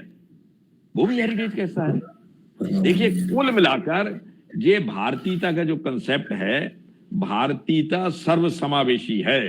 जहां नाग समाज है, जहां आर्य समाज है, जहां खासी समाज है, सब समाज हैं, उनका समाज। रविंद्रनाथ टैगोर ने शायद कहीं अपने बंगला में लिखा हो, हे थाए यार हे थाए नारे, कुछ 2 लाइनें हैं, मुझे बंगला तो नहीं आती, लेकिन उसका भाव कुछ यही था कि सब इसमें समाकर एक धारा बन गई। अब दुख इस बात का है जब एक धारा बन जाती है, कुछ लोग इसको ये अपना उद्देश्य मान लेते हैं कि साहब एक धारा तो बनी हुई है, लेकिन इसमें से हमने अपनी धारा को सेपरेट अब करना है। अब समुद्र में जाकर आप धारा को सेपरेट नहीं कर सकते, फिर वो सागर की धारा है, फिर वो सागर है, फिर वो भारतीयता है। धाराएं सब सागर में मिलती हैं, सागर में धारा मिल जाएगी, फिर वो सब भारतीयता है। लेकिन यदि कोई प्रयास करके अपनी धारा को सागर में मिलने ही न दे, उसको आप क्या कहेंगे भाई? वो 200 साल से डटा हुआ है कि हमने अपनी धारा को सागर में मिलने ही नहीं देना, तो वो भी ठीक है, इसमें भी कोई बुरी बात नहीं है। देखिए उदाहरण के लिए भारतवर्ष में कर्मान से फारस देश, उन दिनों उसको फारस देश कहा जाता था, आजकल ईरान कहते हैं, उन दिनों फारस देश कहा जाता था। फारस देश से कुछ लोग अपनी आस्थाओं के कारण हिंदुस्तान में शरण लेने के लिए आए कि नहीं आए? जो गुजरात के मित्र मेरे बैठे हो, जहां जो गुजरात में नवसारी जगह है, वहां सब ईरान से आए हुए वही शरणार्थी थे। जो सारी के इलाके से, ईरान में जो सारी के इलाके से आए थे, वो जब वहां आए तो केवल शरण ही नहीं ली, उस एरिया का नाम भी सारी रख दिया। लोगों ने कहा बड़ी अच्छी बात है भाई, आप सारी से आए तो सारी होगा जी भी, तो बस इतना नवसारी हो गया। ईरान वाला सारी सारी है और ये नवसारी है। इधर से आपके यहूदी जब वहां मारे काटे गए तो यहूदी हिंदुस्तान में आए या नहीं आए? यहूदी आए, लेकिन आज तक यहूदियों ने कभी शिकायत नहीं की कि भारतीयता में हमें कष्ट हो रहा है, और हमने कभी यहूदियों की शिकायत नहीं की कि आप भाई अलग क्यों रह रहे हो, क्योंकि उनकी आस्थाएं परंपराएं भी भारतीयता का हिस्सा है। यही this is the main beauty of भारतीयता, कि आप अपनी आस्था परंपरा विश्वास को जहां रहकर उसको पूर्ण करने के लिए स्वतंत्र हो। तभी अब ये क्या नाम उसका, जब इजराइल बना तो दुनिया भर के देशों से जो यहूदी थे वो वापस गए कि अब तो भाई अपना देश बन गया, वहां जाना है। अब हैरान होंगे, दुनिया भर के देशों से जो यहूदी वहां गए, आप कभी इजराइल जाकर उनसे बात कीजिए, जिस देश से वो आए उनको गालियां निकालते हैं कि उन्होंने हमारे साथ बड़ा बुरा व्यवहार किया। जर्मन वालों ने तो हमें मार दिया, वो गैस चैम्बर में डाल दिया। हर देश के बारे में they have a negative opinion कि उन्होंने बड़ा दुर्व्यवहार किया। लेकिन जो हिंदुस्तान से यहूदी गए हुए हैं वो अभी भी हिंदुस्तान की याद में वहां उत्सव करते रहते, फंक्शन करते रहते हैं। वो हिंदुस्तान की याद को छोड़ ही नहीं सके। ऐसा किसी भी संभव हुआ? This is all due to भारतीयता। ये भारतीयता की पहचान है, लक्षण है। लेकिन प्रिय मित्रों, यदि कुछ लोग यहां आकर यहां की आस्थाएं, परंपराएं और हेरिटेज जो है, मैं ये नहीं कहता उसको स्वीकार करें। बाहर से आया हुआ वो आपके हेरिटेज को क्यों स्वीकार करेगा भाई? जो तुर्कों ने हिंदुस्तान पर हमले किए, तुर्कों का हेरिटेज सेपरेट है, हिंदुस्तान का हेरिटेज सेपरेट है। तुर्क आपके हेरिटेज को क्यों स्वीकार करेंगे? अरबों ने हमले किए, अरबों का हेरिटेज सेपरेट है, आपका हेरिटेज सेपरेट है। अरब आपके सेपरेट, इसको हेरिटेज को क्यों स्वीकार करेंगे? मुगल और मंगोलों ने हमले किए, they have a separate heritage. उनके फोर फादर्स अलग हैं, उनकी आस्थाएं अलग हैं। वो आपके फोर फादर्स को अपने फोर फादर क्यों स्वीकार करेंगे? लेकिन सबसे बड़ा जो द्वंद्व है भारतीयता को लेकर, ये जो बाहर से आए, ये जो हमलावर के रूप में आए, तुर्क आए, अरब आए, मंगोल आए, मुगल आए, वो हमलावर के रूप में आए। और केवल हमलावर के रूप में आकर उन्होंने जीत ही प्राप्त नहीं की, उन्होंने यहां के लोगों को कहा कि आप अपने हेरिटेज को छोड़ दीजिए, आप अपने पुरखों को छोड़ दीजिए, आप अपनी आस्थाओं को छोड़ दीजिए। और कुछ लोगों ने छोड़ दिया। लेकिन प्रिय मित्रों, जिन कुछ लोगों ने छोड़ दिया वो भी भारतीयता के अंग हैं। उन्होंने नई आस्था स्वीकार कर ली, इसमें कोई बुरी बात नहीं है। लेकिन वो फोर फादर्स को नहीं छोड़ सकते। आप विश्वास बदल सकते हो, बाप नहीं बदल सकते। इसलिए हिंदुस्तान में जो सबसे बड़ी समस्या भारतीयता को लेकर ये है कि हिंदुस्तान में एक ही मजहब को मानने वाले दो प्रकार के लोग हैं। एक तो हैं वो जो भारतीय हैं, उन्होंने अपनी आस्था और परंपरा बदल ली है, उसमें कोई समस्या नहीं है। हमारे जहां तो पहले 50 प्रकार की आस्थाएं हैं, उसमें क्या फर्क पड़ता है? परंपराएं हैं, पूजा के तरीके हैं, हजारों तरीके हैं, डजंट मैटर। लेकिन दूसरे जो बाहर से आए, एक जो तुर्क है, एक जो मुगल और मंगोल है हिंदुस्तान में। आप पूछेंगे डॉक्टर साहब वो मुगल मंगोल जहां कैसे आ गया? भाई वो हमला करके आ गया और अब उनका राज्य तो खत्म हो गया, लेकिन 1000, 20,000, 50,000, 5-7 लाख बचे हुए जहां के नहीं बचे हुए, उनका हेरिटेज सेपरेट है, उनका फोर फादर सेपरेट है। लेकिन जो हिंदुस्तान का मुसलमान है, जो इंडियन मुसलमान है, they have nothing to do with the heritage of those Turk and Mughal and Mongol and Arab. लेकिन दुर्भाग्य से जब हिंदुस्तान में बात होती है तो शब्दों का घाल मेल हो जाता है। लोग कहते हैं हिंदुस्तान में मुसलमान है, मैं कहते शब्द ही गलत है, आप ये शब्द मत प्रयोग कीजिए। आप ये कहिए हिंदुस्तान में तुर्क हैं, हिंदुस्तान में मुगल मंगोल हैं, हिंदुस्तान में सैयद अरब हैं, तो कोई समस्या नहीं होगी। जैसे ईरान के लोग आए थे वैसे ये भी आए हो, बस इतना ही फर्क है, वो शरण लेने आए थे, हमला करने आए थे। लेकिन हमले का इतिहास तो खत्म हो गया। लेकिन अब ये जो बचे हुए हैं, हम उनके खिलाफ नहीं हैं। लेकिन जो हिंदुस्तान के लोगों ने अपनी आस्था बदली, उसमें एक पेंच है, आस्था बदली, फोर फादर नहीं बदल सकते। They have no option. For father बदलने का तो ऑप्शन ही नहीं है आपके पास। प्रिय मित्रों, जब आदमी अपने फोर फादर से टूटता है तब गड़बड़ होती है। लेकिन ये गड़बड़ हिंदुस्तान के मुसलमानों ने नहीं की। मैं बार बार ये कहता हूं, दे आर इनोसेंट, उनका कोई दोष नहीं है। जब जहां ब्रिटिश गवर्नमेंट आई, उन्होंने एक शब्द का प्रयोग शुरू कर दिया। मैं इसको बार बार कहा करता हूं अपने मित्रों को, अंग्रेजों ने कहना शुरू कर दिया हिंदुस्तान पर मुसलमानों ने हमले किए। मैंने कहा हिंदुस्तान पर कभी मुसलमानों ने हमले नहीं किए, हिंदुस्तान पर तुर्कों ने हमले किए, हिंदुस्तान पर अरबों ने हमला किया, हिंदुस्तान पर मुगल मंगोलों ने हमला किया। यदि आप 1000 बार कहोगे हिंदुस्तान पर मुसलमानों ने हमले किए, तो हमारे भाई जो मुसलमान बन गए थे वो शशोपंज में पड़ेंगे, वो तो कंफ्यूजन में पड़ेंगे कि भाई साहब हमने तो कभी हमला नहीं किया। ये बार बार किताब में पढ़ा रहे हैं कि हिंदुस्तान पर मुसलमानों ने हमले किए। जब वो 1000 बार सुनेंगे तो हो सकता है कभी उनकी खोपड़ी में आई जाए कि शायद हमने ही हमला किया हो। इसलिए अंग्रेजों ने एक शब्द का प्रयोग गलत किया और हम अभी तक कर रहे हैं। मैं इतिहास के अपने मित्रों को कहता रहता हूं, अपने आप को दुरुस्त करो और किताबों में लिखो हिंदुस्तान पर तुर्कों ने हमले किए, हिंदुस्तान पर अरबों ने हमले किए। फिर जो हिंदुस्तान में अरब, तुर्क, मुगल, मंगोल अभी भी रह रहे हैं उनकी शिनाख्त हो जाएगी। अभी ये जो समस्याएं खड़ी कर रहे हैं वो एसटीएम मूल के लोग कर रहे हैं। एसटीएम जाने अरब सैयद, टी तुर्क, एम मुगल मंगोल। ये दुर्भाग्य है हिंदुस्तान का, जो इंडियन मुसलमान हैं उनकी लीडरशिप इंडियन मुसलमानों के हाथ में होनी चाहिए थी, लेकिन उनकी लीडरशिप एसटीएम मूल के लोगों के पास चली गई है। और एसटीएम मूल के जो लोग हैं they have no faith in our आस्था and they have no faith in our forefathers. प्रिय मित्रों, भारतीयता के कंसेप्ट को समझने के लिए इस भेद को समझना बड़ा जरूरी है। भारत के मुसलमान का तुर्कों, अरबों, सैयदों से कुछ लेना देना नहीं है, वो अलग हैं, ये अलग हैं। हम अरब, तुर्क और मुगल, मंगोलों का भी स्वागत करने को तैयार हैं, केवल एक शर्त पर, वो भारतीयता को अडॉप्ट करें चाहे ना करें, ये हमारी सिरदर्दी नहीं है, लेकिन भारतीयता को प्रदूषित मत करें, उसका विरोध मत करें। जैसे यहूदियों ने और फारसियों ने, ईरान से आए हुए फारसियों ने और इजराइल से आए हुए यहूदियों ने यहां विरोध नहीं किया, वो अलग रहते रहे, अपनी आस्थाओं का पालन करते रहे। ये भारतीयता है, सब लोग अपनी अपनी आस्थाओं का पालन करें। कुल मिलाकर प्रिय मित्रों, भारतीय साहित्य इसी को प्रतिबिंबित करता है। भारतीय साहित्य में नकारात्मक चीजें बहुत कम मिलेंगी। इस बात को, मामला थोड़ा लंबा हो गया, ज्यादा हो गया, मैं अब इसको खत्म ही कर रहा हूं भाई। इसको समझने के लिए एक बात आप ध्यान में रखिए, बाबा साहब अम्बेडकर को पढ़िए।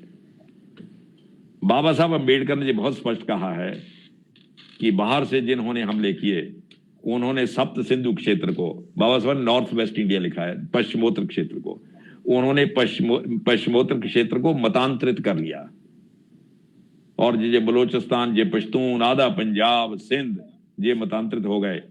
और मतांतरित होने के बाद उन्होंने अपनी आस्थाएं छोड़कर नई आस्थाएं तो अडॉप्ट की, लेकिन अभी जो पाकिस्तान में चला हुआ है, अब वो अपने फोर फादर्स को भी बदलने की कोशिश कर रहे हैं। इसीलिए आज पाकिस्तान में जो पंजाबी रहते हैं, सिंधी रहते हैं, पश्तून रहते हैं, बलोच रहते हैं, वो अपने आप को महमूद गजनबी और मोहम्मद गौरी से जोड़ने की कोशिश करते हैं। लेकिन प्रिय मित्रों, उनके फोर फादर मोहम्मद गजनबी और गौरी नहीं हो सकते। उनके फोर फादर हिंदुस्तान के पृथ्वीराज चौहान, राम और कृष्ण ही हो सकते हैं। ये जो भ्रम में है, कुछ भारतीय जो अंग्रेजों ने प्रदूषण फैलाया था, उस प्रदूषण के कारण भ्रम में हो गए हैं। हमारा कर्तव्य उस प्रदूषण को समाप्त करना है। हमारा कर्तव्य उसी भ्रम में आगे बढ़कर प्रदूषण को और बढ़ाना नहीं है। इसलिए आइडेंटिटी जो हमारी है, भारतीय की आइडेंटिटी है, वो सर्वसमावेशी है और दूसरे का भी सम्मान करने की आइडेंटिटी है। हमने यूनानियों, यहूदियों का और फारसियों का सम्मान किया और बहुत सम्मान किया, they are grateful to us. लेकिन प्रिय मित्रों, आज भारतीयता का संकट सबसे बड़ा यही है कि एक बहुत बड़े हिस्से को कुछ लोग उनके फोर फादर से तोड़कर उन लोगों के साथ जोड़ना चाहते हैं जिन लोगों के साथ उनका कोई संबंध नहीं है। हमें इस षड्यंत्र को पहचानना होगा और मैं समझता हूं जिस दिन इस षड्यंत्र को पहचान लेंगे उस दिन भारतीय साहित्य में भारतीयता की तलाश करने की जरूरत ही नहीं रहेगी। भारतीय साहित्य भारतीयता से परिपूर्ण होगा। आपने मुझे बुलाया भाई, मैं आपका बहुत आभार प्रकट करता हूं। आप सब लोगों से गपशप करने का मौका मिला, एक बार फिर धन्यवाद। जय भारत। बहुत धन्यवाद। अभी हम लोग माननीय कुलदीप अग्निहोत्री सर को सुन रहे थे और हम लोगों ने भारतीयता की अवधारणा को बेहतरीन तरीके से पुनर्व्याख्यायित करने के संदर्भ में अनेक बातों को समझा और खुद को विस्तारित करने का अवसर भी हासिल किया। बिल्कुल आप सही कह रहे थे कि जो भारतीयता की अवधारणा है उसमें समग्रता के पहलू को किसी भी सूरत में नजरअंदाज नहीं किया जाना चाहिए। आपने बहुत ही बेहतरीन ढंग से तमाम जो हमारी साहित्यिक परंपराएं हैं और उसमें जो दिक्कतें हैं उन सबों का अवगाहन करते हुए बाबा साहब के रास्ते चलते हुए साहित्य को समझने का एक नया अध्याय हमारे सामने प्रस्तावित किया है। आप आए सर, हमारे निवेदन को आपने स्वीकार किया, हमें समृद्ध किया, आपके लिए हम कृतज्ञ हैं। आपके आगमन के लिए महात्मा गांधी काशी विद्यापीठ और इग्नू दोनों कृतज्ञ है। अब मैं आमंत्रित करता हूं बीज वक्तव्य के लिए माननीय प्रोफेसर सत्यकांत सर को। आप समकुलपति हैं इग्नू के और हिंदी के जाने माने आलोचक भी हैं, और इधर आपने भारतीय साहित्य की अवधारणा पर खूब काम किया है। और यह संगोष्ठी इस अर्थ में भी महत्वपूर्ण होगी कि हमारा विश्वविद्यालय भारतीय साहित्य पर केंद्रित एक पत्र शुरू करने जा रहा है, तो इस संगोष्ठी की उपलब्धियां हमें खुद को परिवर्धित करने में सहायता करेगी। आप सभी विद्वान यहाँ पर आए हैं और हमारी दृष्टि का विस्तार कर रहे हैं, बहुत स्वागत है। माननीय प्रोफेसर सत्यकांत सर, आपको आमंत्रित हम कर रहे हैं इस मंच पर। आपको सादर प्रणाम है, आप आमंत्रित हैं माननीय प्रोफेसर सत्यकांत सर बीज वक्तव्य के लिए। धन्यवाद प्रोफेसर निरंजन जी। आदरणीय प्रोफेसर कुलदीप चंद अग्निहोत्री जी, प्रोफेसर टी.एन. सिंह साहब, प्रोफेसर नागेश्वर राव जी, अनुराग जी, और इस संगोष्ठी में सम्मिलित होने वाले और प्रतिभागिता करने वाले सभी विद्वान और श्रोतागण, और फेसबुक पर जो लोग इस कार्यक्रम को सुन रहे हैं वो सभी लोग।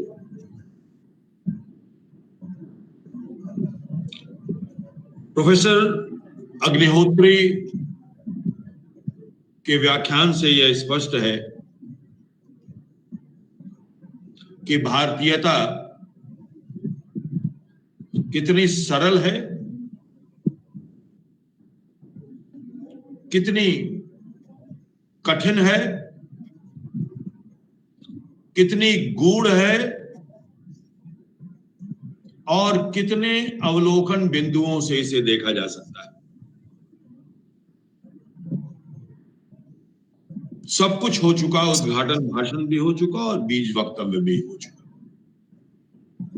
मैं केवल जो कुछ भी आदरणीय अग्निहोत्री जी ने कहा उन्हें प्रणाम करते हुए उन्हीं की बात को मैं पुनः दोहराऊंगा। कोई नई बात मेरे पास कहने के लिए नहीं है। उन्होंने जिस विरासत की बात की,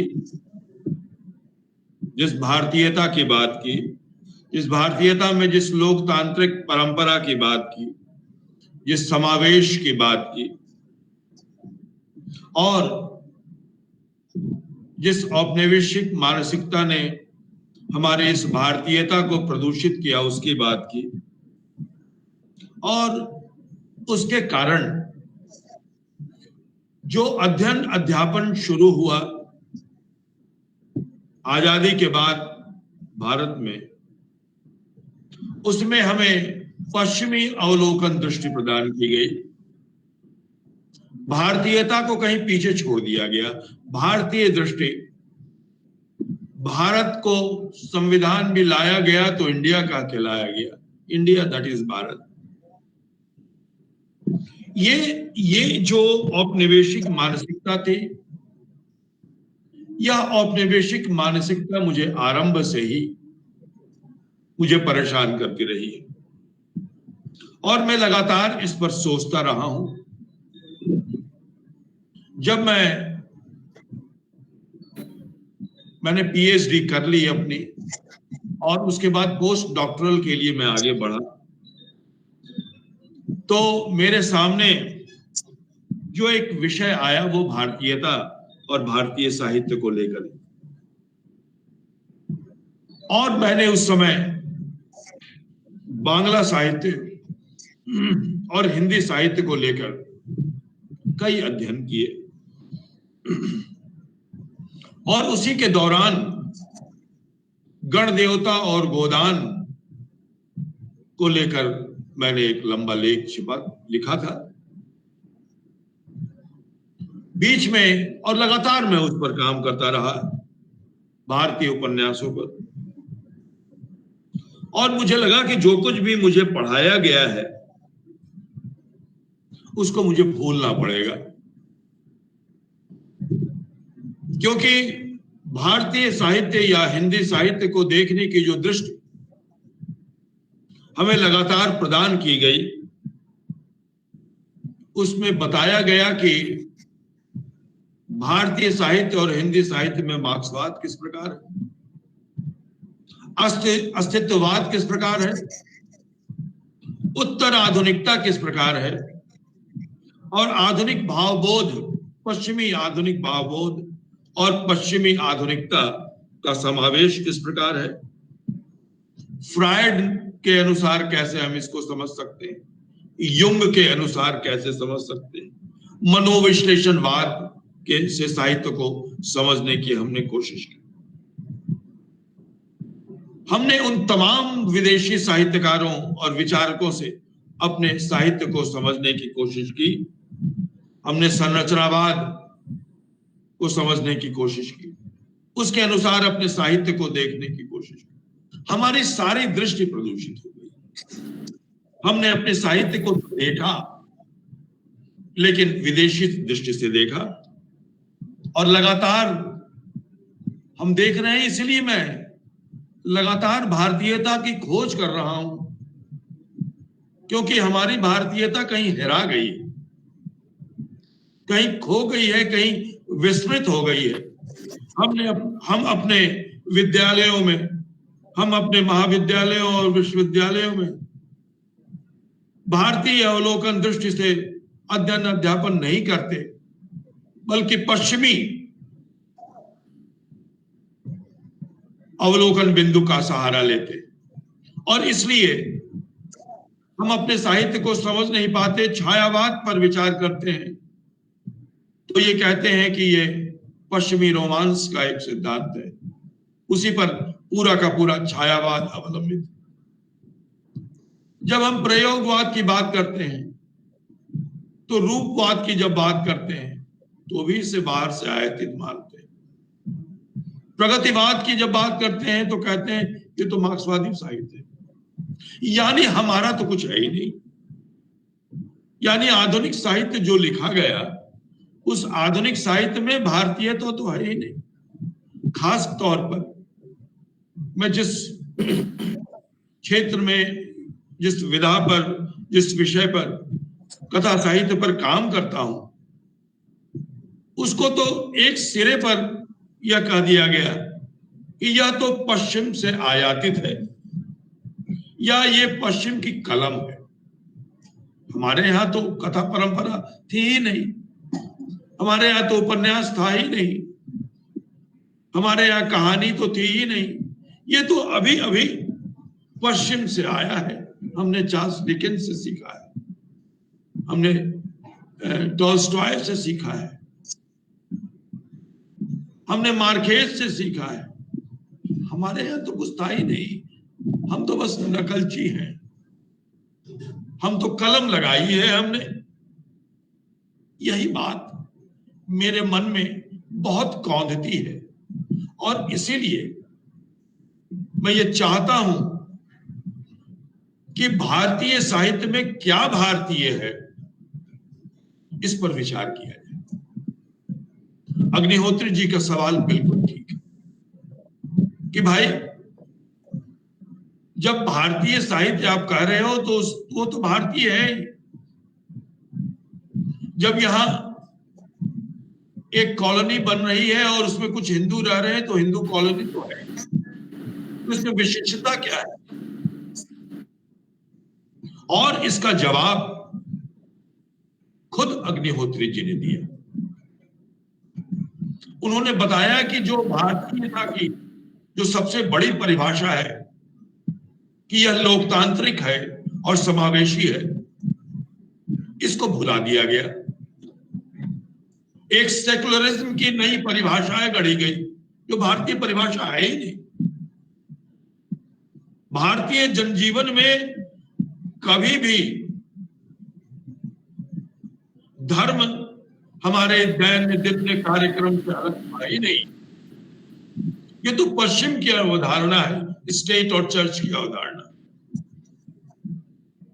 राष्ट्रवाद की अवधारणा है, नेशन स्टेट की अवधारणा। हम तो एक सांस्कृतिक भूमंडल में रहते हैं। हम किसी पॉलिटिकल या किसी भौगोलिक क्षेत्र के केवल स्वामी नहीं है, बल्कि हम सांस्कृतिक दृष्टि से जुड़े हैं।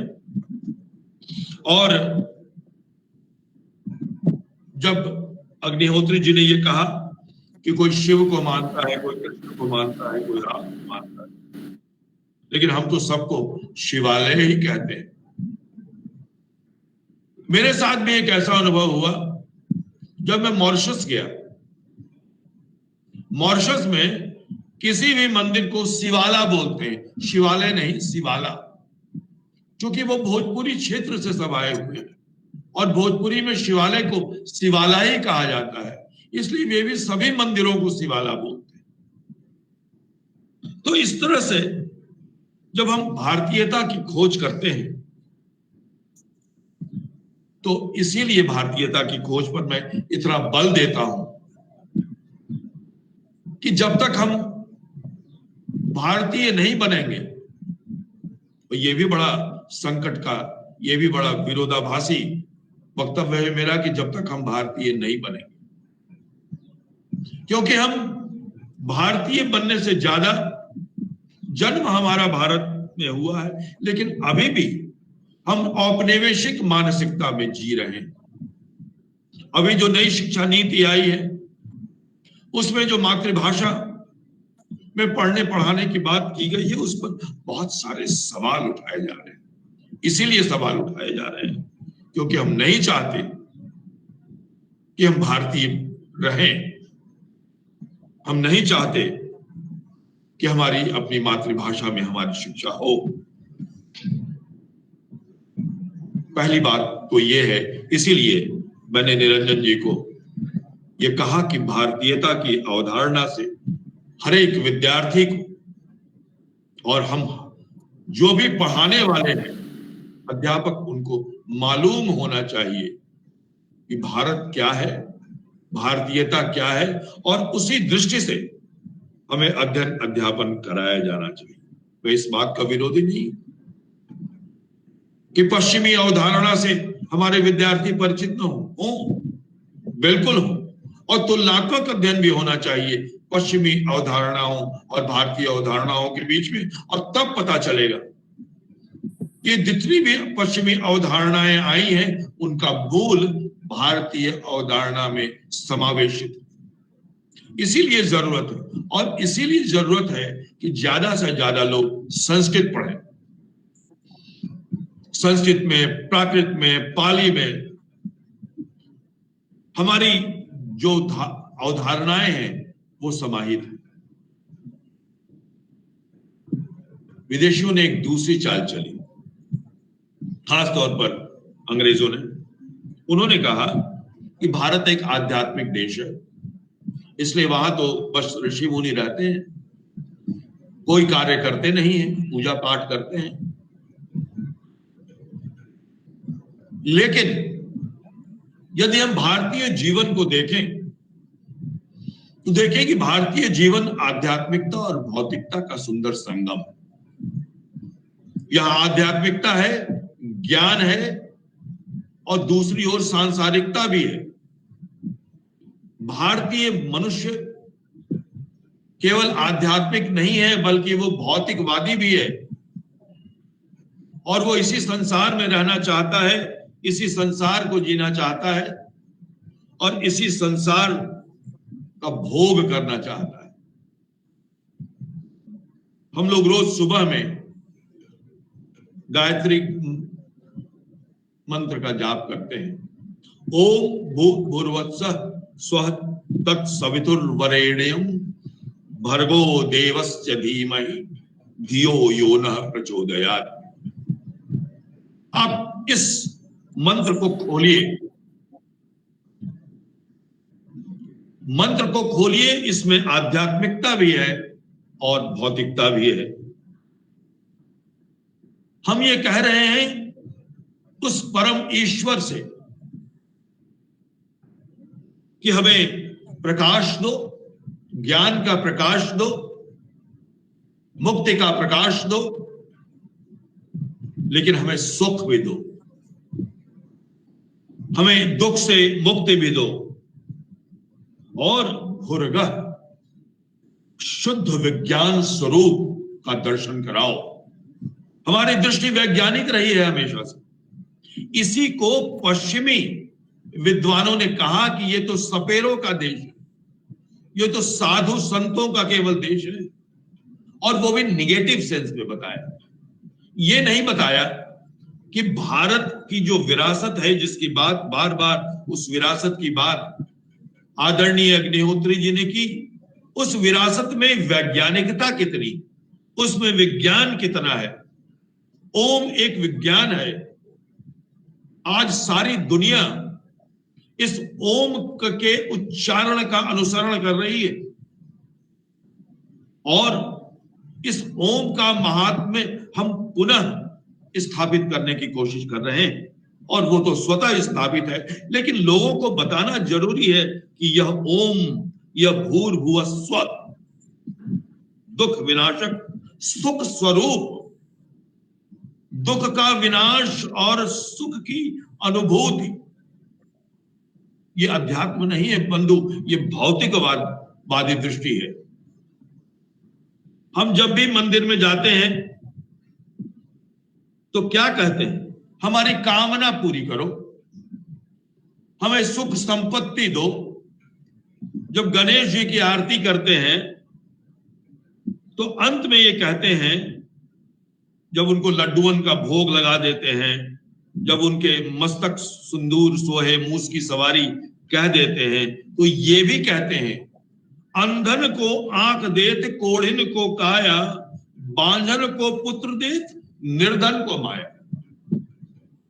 यह अध्यात्म कहां है इसमें?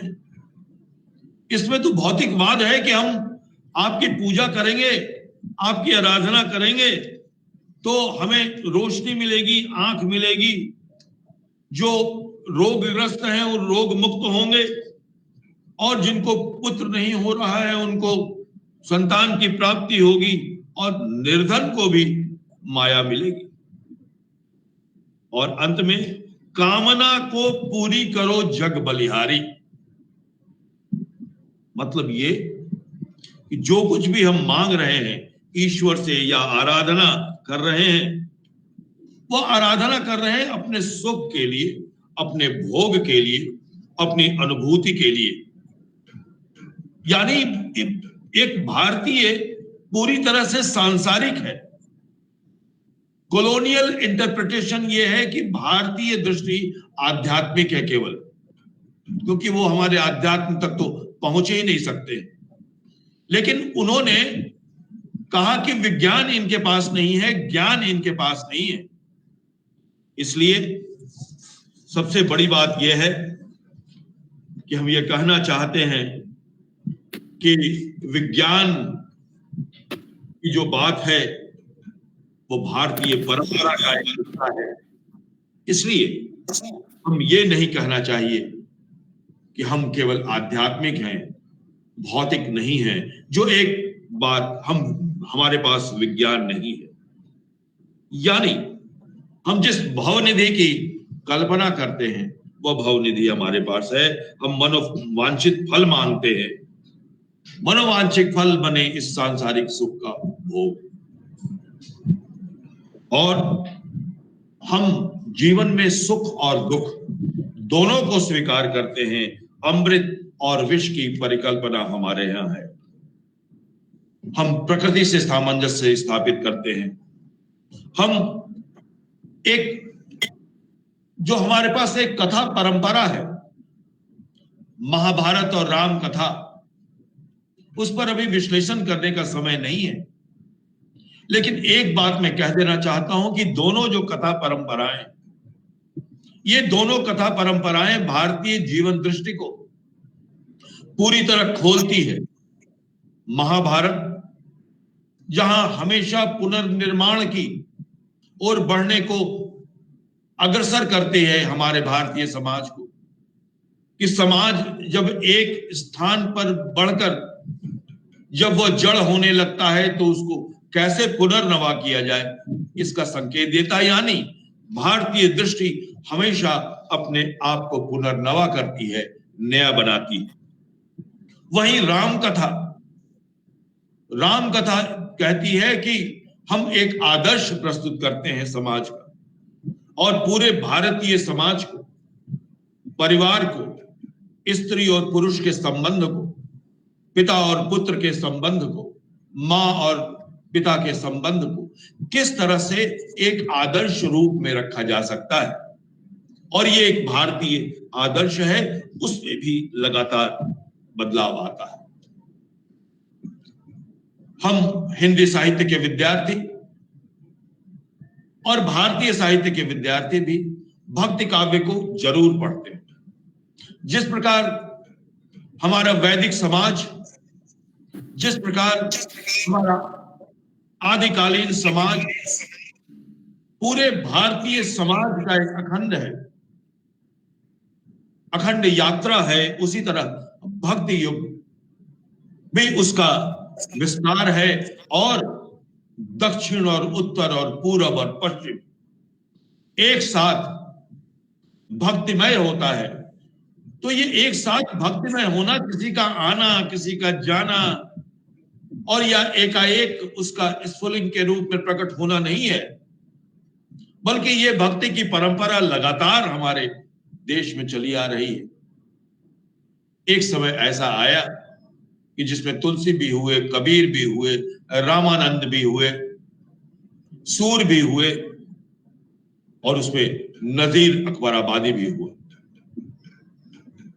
सवाल ये उठता है कि जब नजीर अकबराबादी कविता लिख रहा है तो कृष्ण की पूजा कर रहा है, दिवाली मना रहा है, होली मना रहा है, और जनता की बात कर रहा है।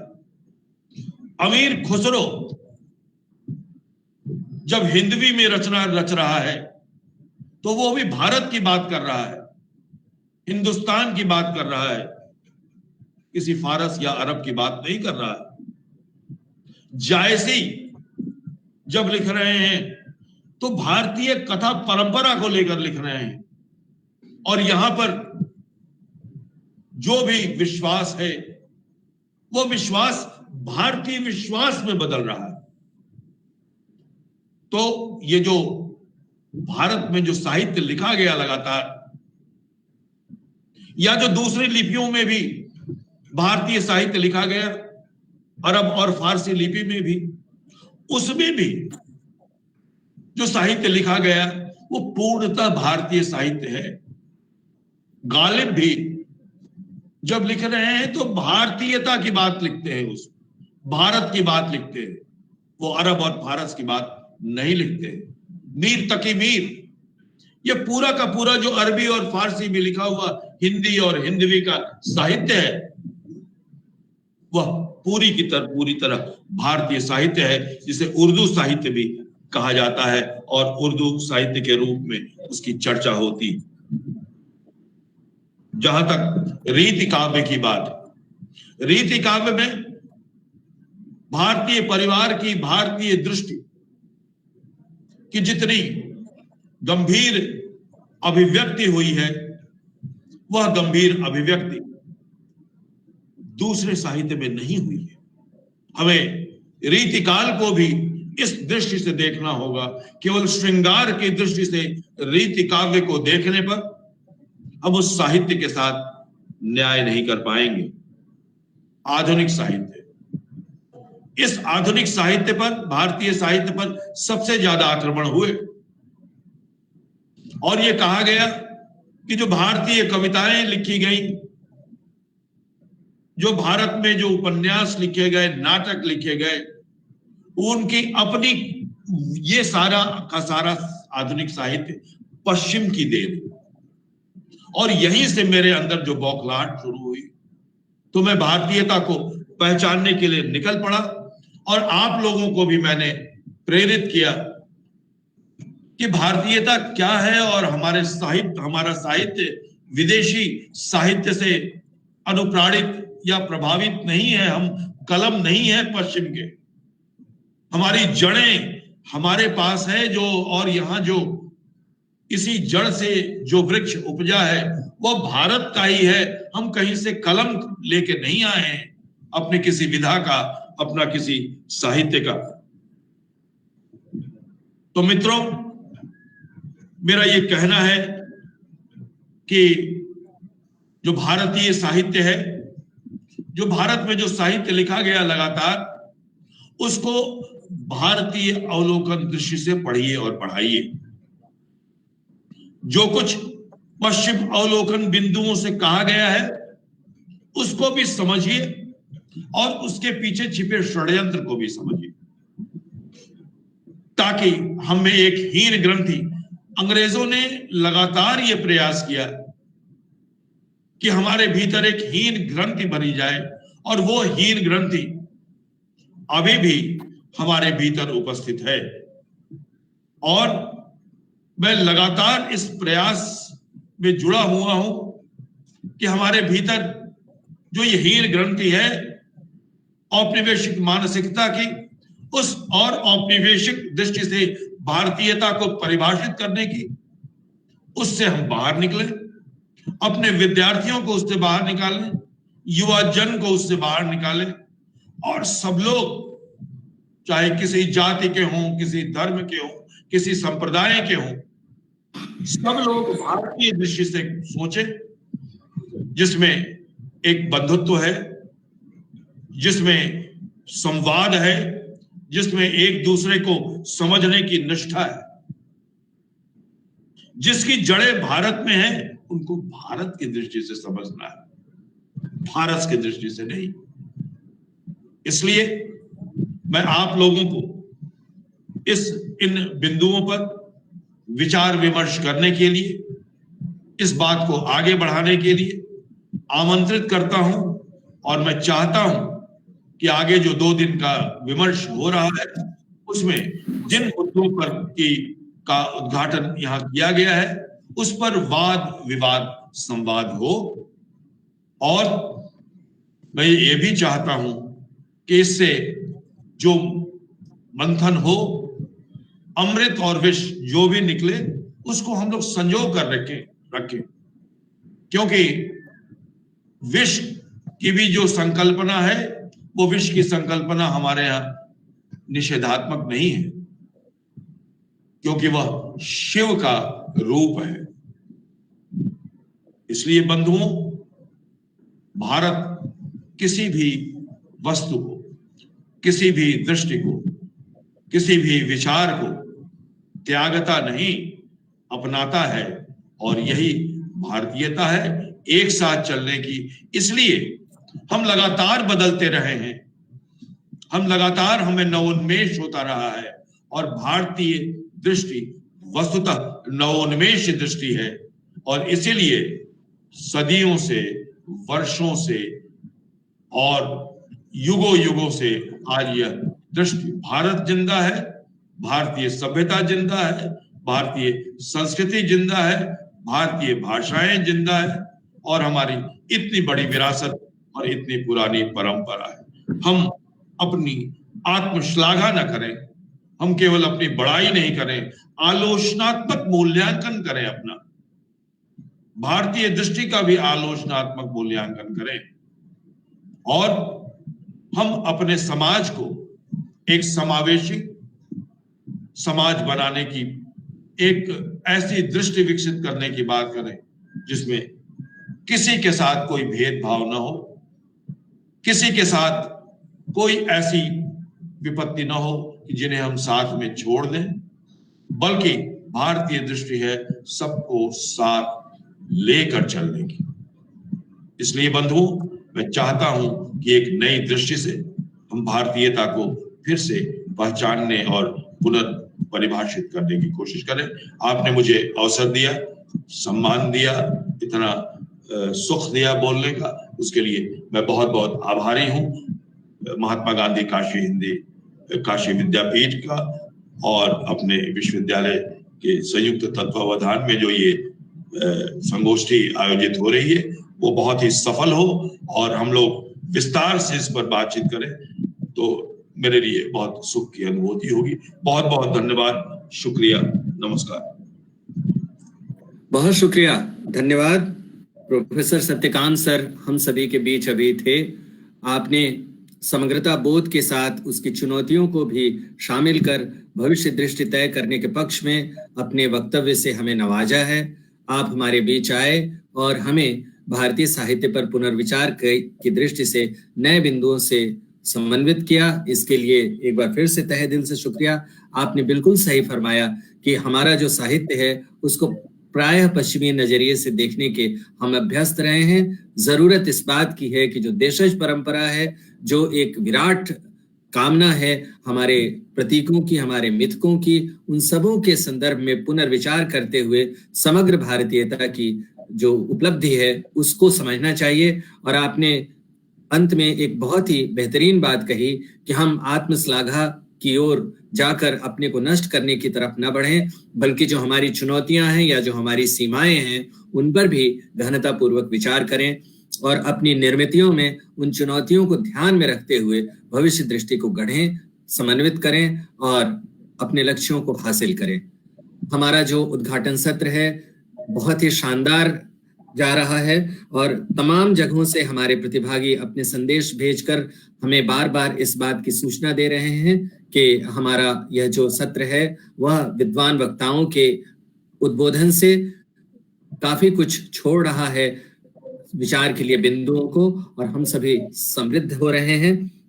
इस सत्र में प्रोफेसर सत्यकांत समेत जितने भी वक्ता हमारे बीच आए उन सबों को हृदय से धन्यवाद। और मैं जो इस बात के लिए अपने जो प्रतिभागियों का संसार है उनसे तहे दिल से माफी मांगता हूं कि बीच बीच में तकनीकी दिक्कतों के कारण कुछ लम्हे के लिए यानी कुछ पलों के लिए लाइव नहीं हो पाया था थोड़ी देर पहले, तो इसके लिए अफसोस है मुझे, लेकिन हम कोशिश करेंगे कि हमारा कार्यक्रम आगे तकनीकी रूप से भी बेहतरीन हो। औपचारिक धन्यवाद ज्ञापन के लिए इस सत्र में मैं आमंत्रित करता हूं शंभुनाथ मिश्रा जी को, जो कि हमारे साथ संयोजक भी हैं इस पूरे कार्यक्रम की। इग्नू की तरफ से आप यहाँ पर तशरीफ लाएंगे और धन्यवाद देंगे। हम सभी जानते हैं कि यह जो आयोजन है 2 दिवसीय राष्ट्रीय वेबिनार, यह 2 विश्वविद्यालयों के सहयोग से ही संभव हो पा रहा है। यह 2 विश्वविद्यालयों का समन्वित आयोजन है, महात्मा गांधी काशी विद्यापीठ और इंदिरा गांधी राष्ट्रीय मुक्त विश्वविद्यालय नई दिल्ली। हम यानी महात्मा गांधी काशी विद्यापीठ अपने स्थापना वर्ष के 100 साल मना रहा है।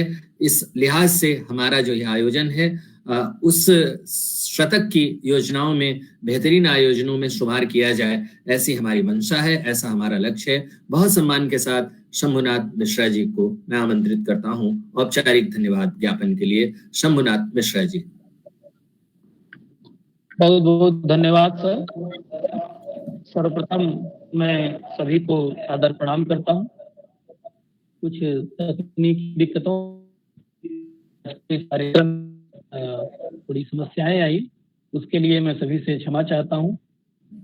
सर्वप्रथम मैं आज की इस संगोष्ठी के उद्घाटन वक्तव्य हेतु हमारा निवेदन स्वीकार करने के लिए प्रोफेसर माननीय कुलदीप चंद अग्निहोत्री जी का मैं हार्दिक धन्यवाद करता हूं। माननीय कुलदीप चंद अग्निहोत्री जी राष्ट्रीयता और भारतीयता के चिंतन के शीर्ष विद्वान हैं। भारत ही नहीं, विश्व स्तर पर आपकी विद्वता की चर्चा होती है और विद्वता के साथ ही आपकी उदारता और आपकी विनम्रता भी सभी के बीच चर्चा का विषय रहती है। आप तमाम परेशानियों के, तकनीकी परेशानियों के बावजूद भी आज इस कार्यक्रम में हम लोगों के साथ जुड़े और आपने इतना महत्वपूर्ण, इतना विचारोत्तेजक और ज्वलंत प्रश्नों को उठाने वाला उद्घाटन वक्तव्य दिया। इसके लिए मैं विश्वविद्यालय परिवार की तरफ से, इस संगोष्ठी परिवार की तरफ से आपका बहुत बहुत धन्यवाद करता हूं। हमारे विश्वविद्यालय के माननीय कुलपति महोदय प्रोफेसर नागेश्वर राव जी, जो तकनीकी समस्याओं के चलते आज इस कार्यक्रम से जुड़ नहीं पाए, लेकिन आपका आशीर्वाद हम लोगों को लगातार मिलता रहा, आपकी स्वीकृति मिली और इस कार्यक्रम के प्रति और साहित्य संस्कृति से जुड़े हुए प्रत्येक कार्यक्रम के प्रति आप लगातार हम लोगों को प्रोत्साहित करते रहते हैं, मार्गदर्शन करते रहते हैं और आपके निर्देशन में हम लोग इस तरह के कार्य करते रहते हैं। मैं हृदय तल से आपका आभार और धन्यवाद ज्ञापित करता हूँ। महात्मा गांधी काशी विद्यापीठ वाराणसी के माननीय कुलपति प्रोफेसर टी.एन. सिंह जी, आप हमारे साथ जुड़े और आपने अपने उद्बोधन से आज के इस उद्घाटन सत्र को समृद्ध किया। मैं आपका बहुत बहुत धन्यवाद करता हूं। बीज वक्तव्य और इस कार्यक्रम की संकल्पना पर विस्तार से प्रकाश डालने के लिए मैं हिंदी के सुप्रसिद्ध आलोचक और हमारे विश्वविद्यालय के माननीय समकुलपति प्रोफेसर सत्यकाम जी का हार्दिक धन्यवाद करता हूं। प्रोफेसर सत्यकाम जी इस विषय की संकल्पना से लेकर के इसकी रूपरेखा को अंतिम रूप देने में और विद्वानों से संवाद करने में, हम लोगों को मार्गदर्शन देने में लगातार उन्होंने दिन रात हम लोगों के साथ अपना सहयोग दिया, अपना आशीर्वाद दिया। और आज के इस कार्यक्रम में बीज वक्तव्य आपने अत्यंत महत्वपूर्ण बीज वक्तव्य दिया और आपने आने वाले जो सत्र हैं उन सत्रों के लिए एक दिशा भी निर्धारित की कि किस दिशा में हमारे सत्र जाने चाहिए, किस दिशा में परिचर्चा होनी चाहिए और किस तरह से हम भारतीयता की अवधारणा और भारतीय साहित्य इस विषय को जोड़ सकते हैं और इस विषय पर विस्तार से बातचीत कर सकते हैं। सर, आपके मार्गदर्शन, आपकी प्रेरणा और आपके आशीर्वचन के बिना यह कार्यक्रम संभव न होता। आपको बहुत बहुत धन्यवाद, हार्दिक धन्यवाद सर आपको।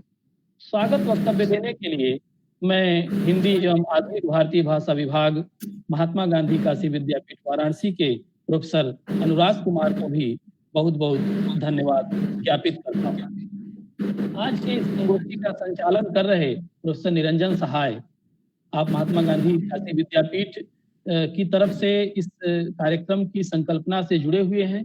आपने भी लगातार इस कार्यक्रम को करने के लिए जुड़ करके और विद्वानों से संपर्क करके इस कार्यक्रम को इस रूप में लाने में हमारी एक भूमिका निभाई है और आपकी सक्रियता के कारण ही यह कार्यक्रम संभव हुआ है।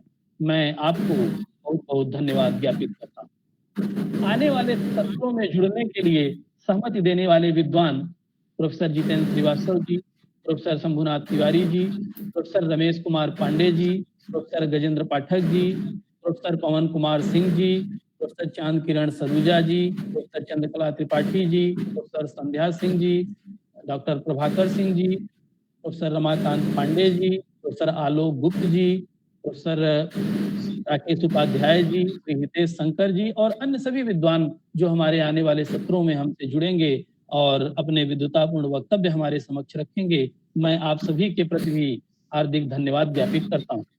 इग्नू के श्री राजेश शर्मा जी का भी मैं हृदय से धन्यवाद करना चाहूंगा कि आज की इस तकनीकी समस्या को आपने ही हल किया और आपने ही हमको इस कार्यक्रम से जुड़ने के लिए साधन मुहैया कराए और आप फेसबुक लाइव भी कर रहे हैं, तो आपको बहुत बहुत धन्यवाद। इस आयोजन की व्यवस्था से जुड़े हुए महात्मा गांधी काशी विद्यापीठ के डॉक्टर सुमित पांडे जी, डॉक्टर नवरत्न जी, डॉक्टर विजय रंजन जी और इग्नू के हमारे सहकर्मी सहयोगी डॉक्टर अरुण कुमार पांडे जी का मैं धन्यवाद ज्ञापन करता हूं। अंत में इस आयोजन को सफल बनाने में प्रत्यक्ष और परोक्ष रूप से सहयोग देने वाले सभी महानुभावों का मैं हार्दिक धन्यवाद करता हूं। आप सभी को सादर प्रणाम। बहुत शुक्रिया, धन्यवाद शंभुनाथ मिश्रा जी। इस औपचारिक धन्यवाद ज्ञापन के बाद एक सूचना के साथ यह सत्र समाप्त होता है। यहीं पर अगले सत्र में यानी संगोष्ठी के पहले सत्र में, उद्घाटन के बाद वाले सत्र में विषय है भारतीय साहित्य की निरंतरता और भारतीय मूल्य। इस कार्यक्रम की शुरुआत 1 बजे से होगी और 2:30 बजे तक चलने वाले इस कार्यक्रम में आधार वक्तव्य देंगे प्रोफेसर शंभुनाथ तिवारी जी, अलीगढ़ मुस्लिम विश्वविद्यालय अलीगढ़। अध्यक्षीय वक्तव्य होगा प्रोफेसर जितेंद्र कुमार श्रीवास्तव जी का। आप मानविकी विद्यापीठ इग्नू में हैं। संचालन करेंगे प्रोफेसर निरंजन सहाय और धन्यवाद ज्ञापन देंगे प्रोफेसर डॉक्टर अनुकूल चंद्र राय जी, हिंदी विभाग, महात्मा गांधी काशी विद्यापीठ, वाराणसी। हम लोग फिर 1 बजे मिलते हैं, तब तक के लिए अनुमति दीजिए। हमारा पहला सत्र 1 बजे आरंभ होगा। धन्यवाद।